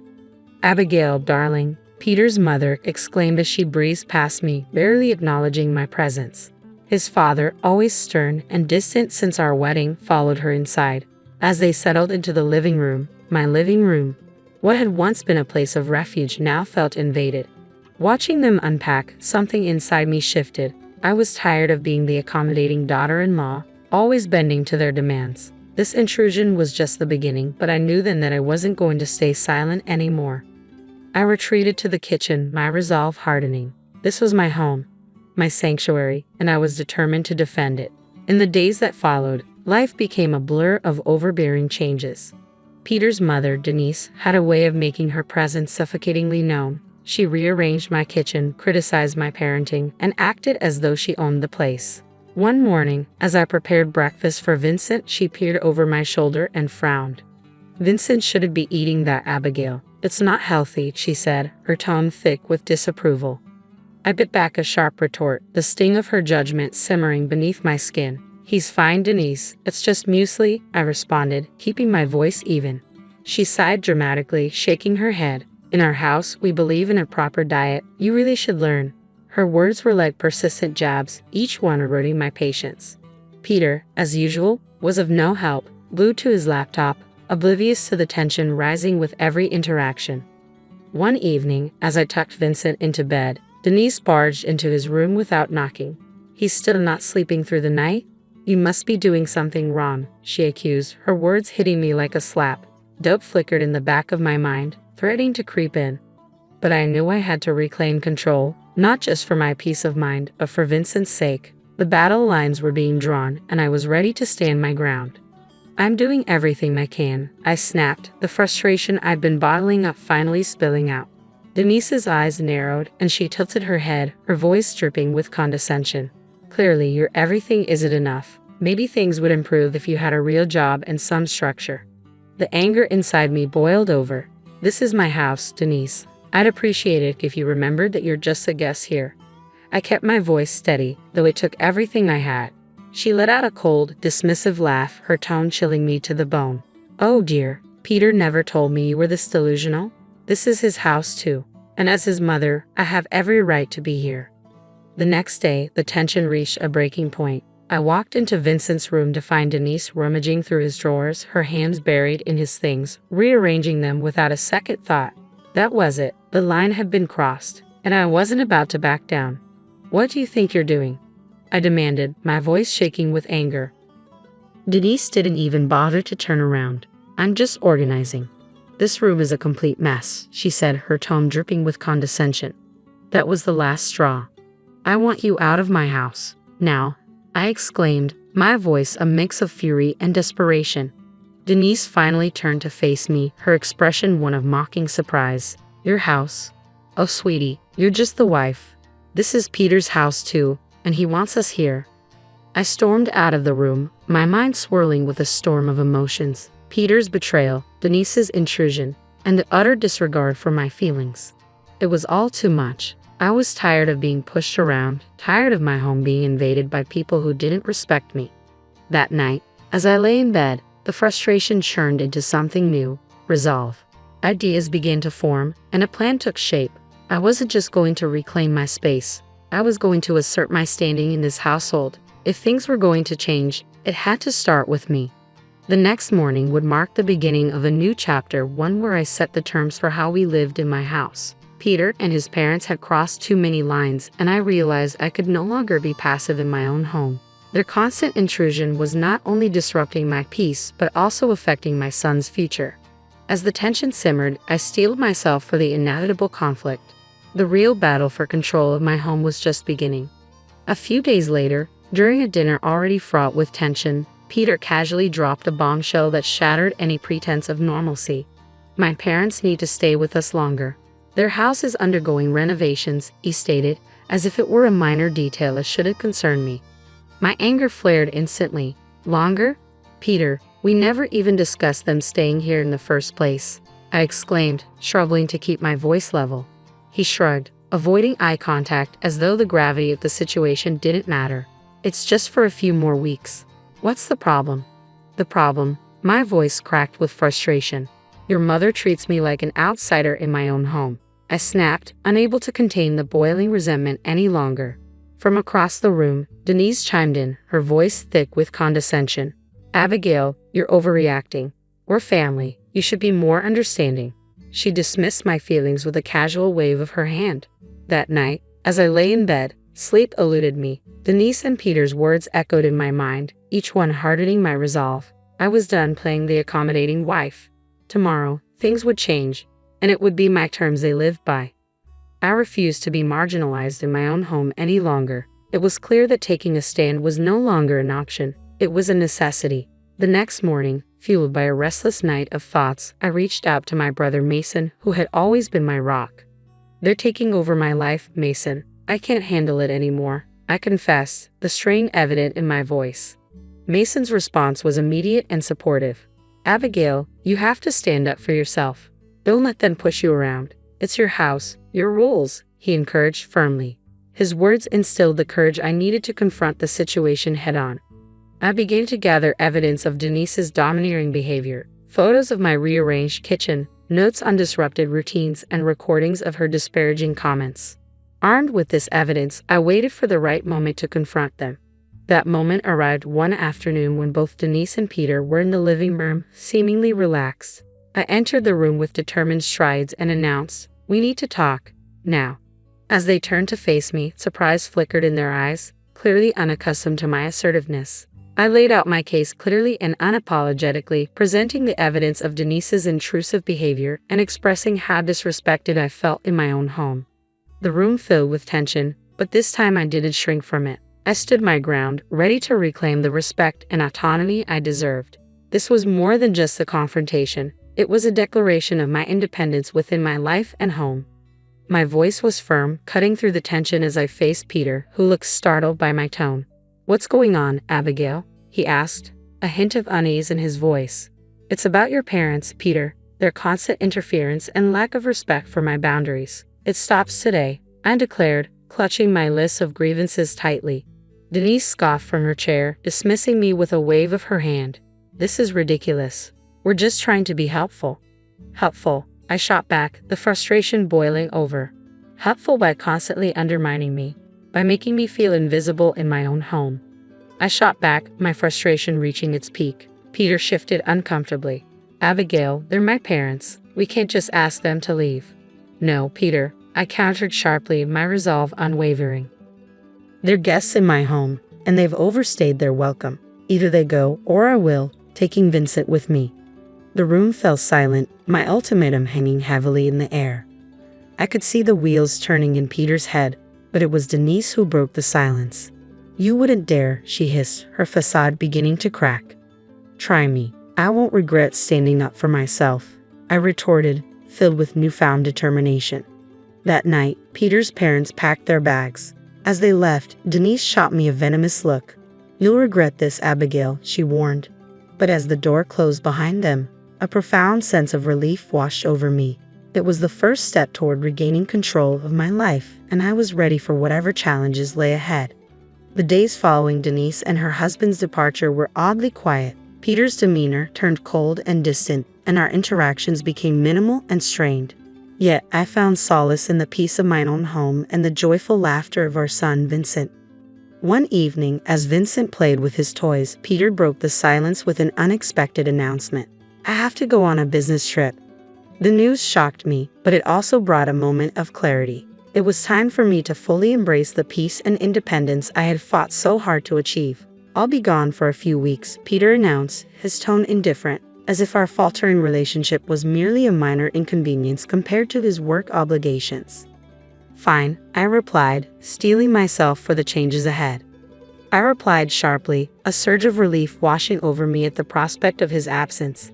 As soon as he left, the atmosphere in our home shifted, becoming lighter, almost liberating. I began to undo the changes Denise had imposed, each correction feeling like a small victory in reclaiming my space. However, the real turning point came unexpectedly when I stumbled upon a series of emails on Peter's laptop, left carelessly open. The emails laid bare an affair, a betrayal that cut deeper than any of Denise's pointed remarks. A storm of anger, hurt, and betrayal engulfed me as the reality of his deception sank in. It was clear that Peter needed to face the consequences of his actions. With a clear mind and firm resolve, I started to plan my next steps meticulously. The first order of business was to secure my financial and legal standing. I contacted a lawyer, laid out my situation, and initiated divorce proceedings. Then I turned my attention to the house, a legacy from my grandparents and a symbol of my independence. I want to sell the house quickly and quietly, I told the real estate agent, my voice steady. Her surprise was evident, but she sensed the urgency and gravity of my decision. "Are you sure about this, Abigail? Selling the house is a big step," she cautioned. "I've never been more certain," I assured her, my voice laced with a mix of betrayal and newfound determination. The house went on the market, and to my relief, offers came in swiftly. The thought of Peter returning to find he had lost control over this aspect of my life brought a bittersweet satisfaction. Throughout this tumultuous period, I leaned heavily on my family for support. Though shocked by Peter's actions, my parents stood firmly by my side, providing the emotional backbone I desperately needed. I needed their support as I navigated this challenging chapter. Their presence was a constant reminder of what true family support should look like. "We're here for you, no matter what," my father reassured me, his eyes tender as he watched Vincent play, blissfully unaware of the storm swirling around us. I quietly vowed to protect his happiness at all costs. Peter's return was inevitable, but I had changed profoundly in his absence. Armed with the truth and a concrete plan, I was ready to confront him and reclaim my autonomy. When the day finally came, the air was thick with tension, a tension I had mentally rehearsed many times, imagining every possible reaction. Yet my heart still raced as I heard his key turn in the lock.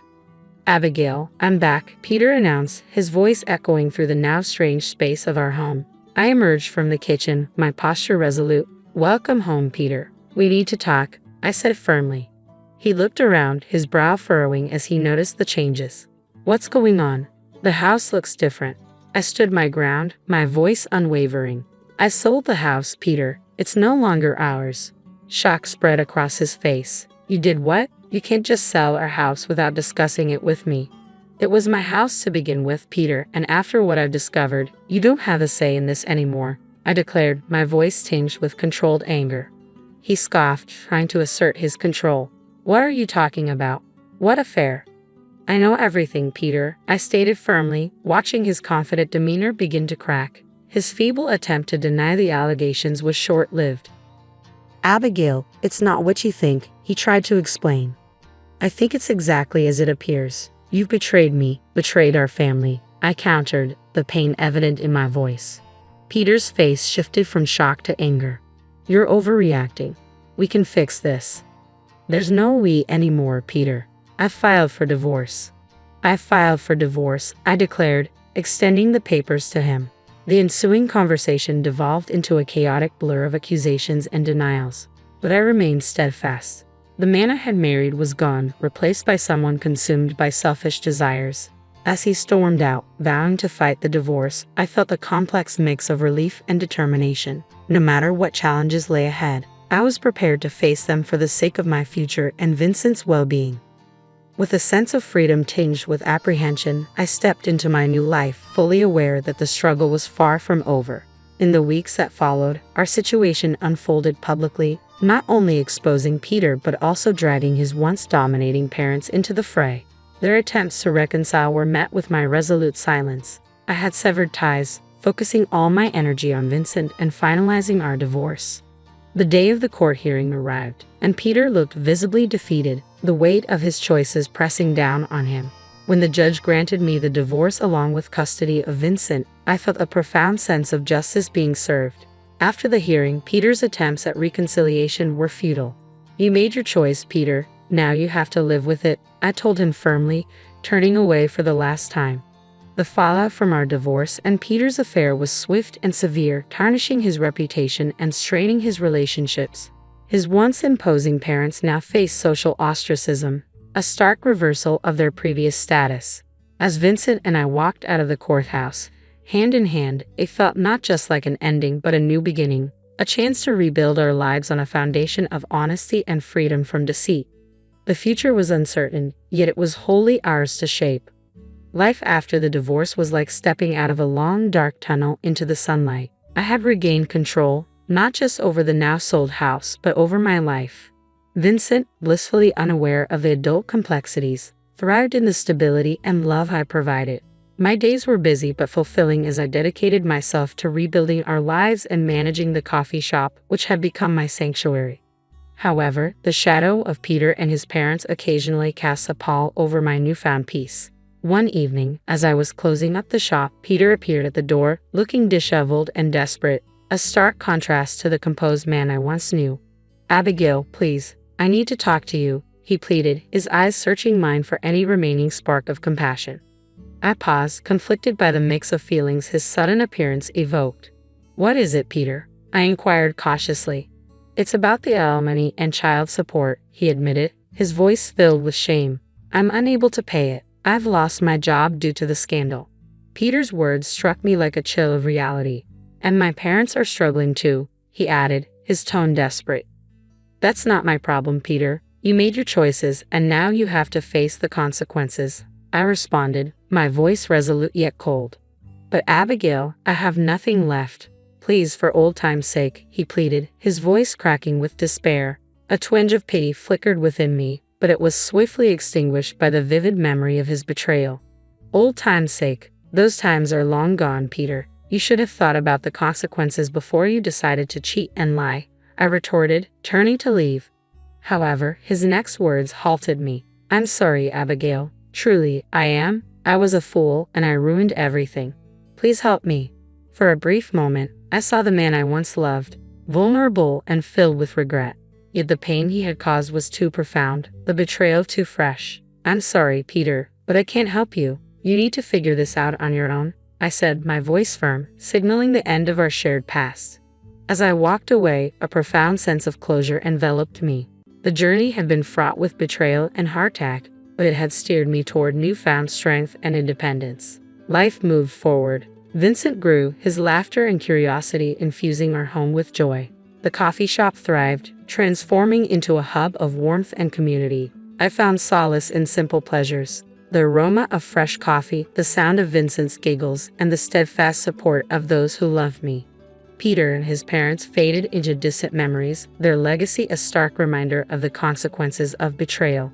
My experience taught me resilience and underscored the importance of standing up for myself. That evening, as I locked up the shop and gazed at the sky, its hues marking the end of another day, I smiled, holding Vincent's hand tightly. Our future was uncertain yet bright. Step by step, we were venturing into a new chapter of our lives, fortified by our past but not bound by it.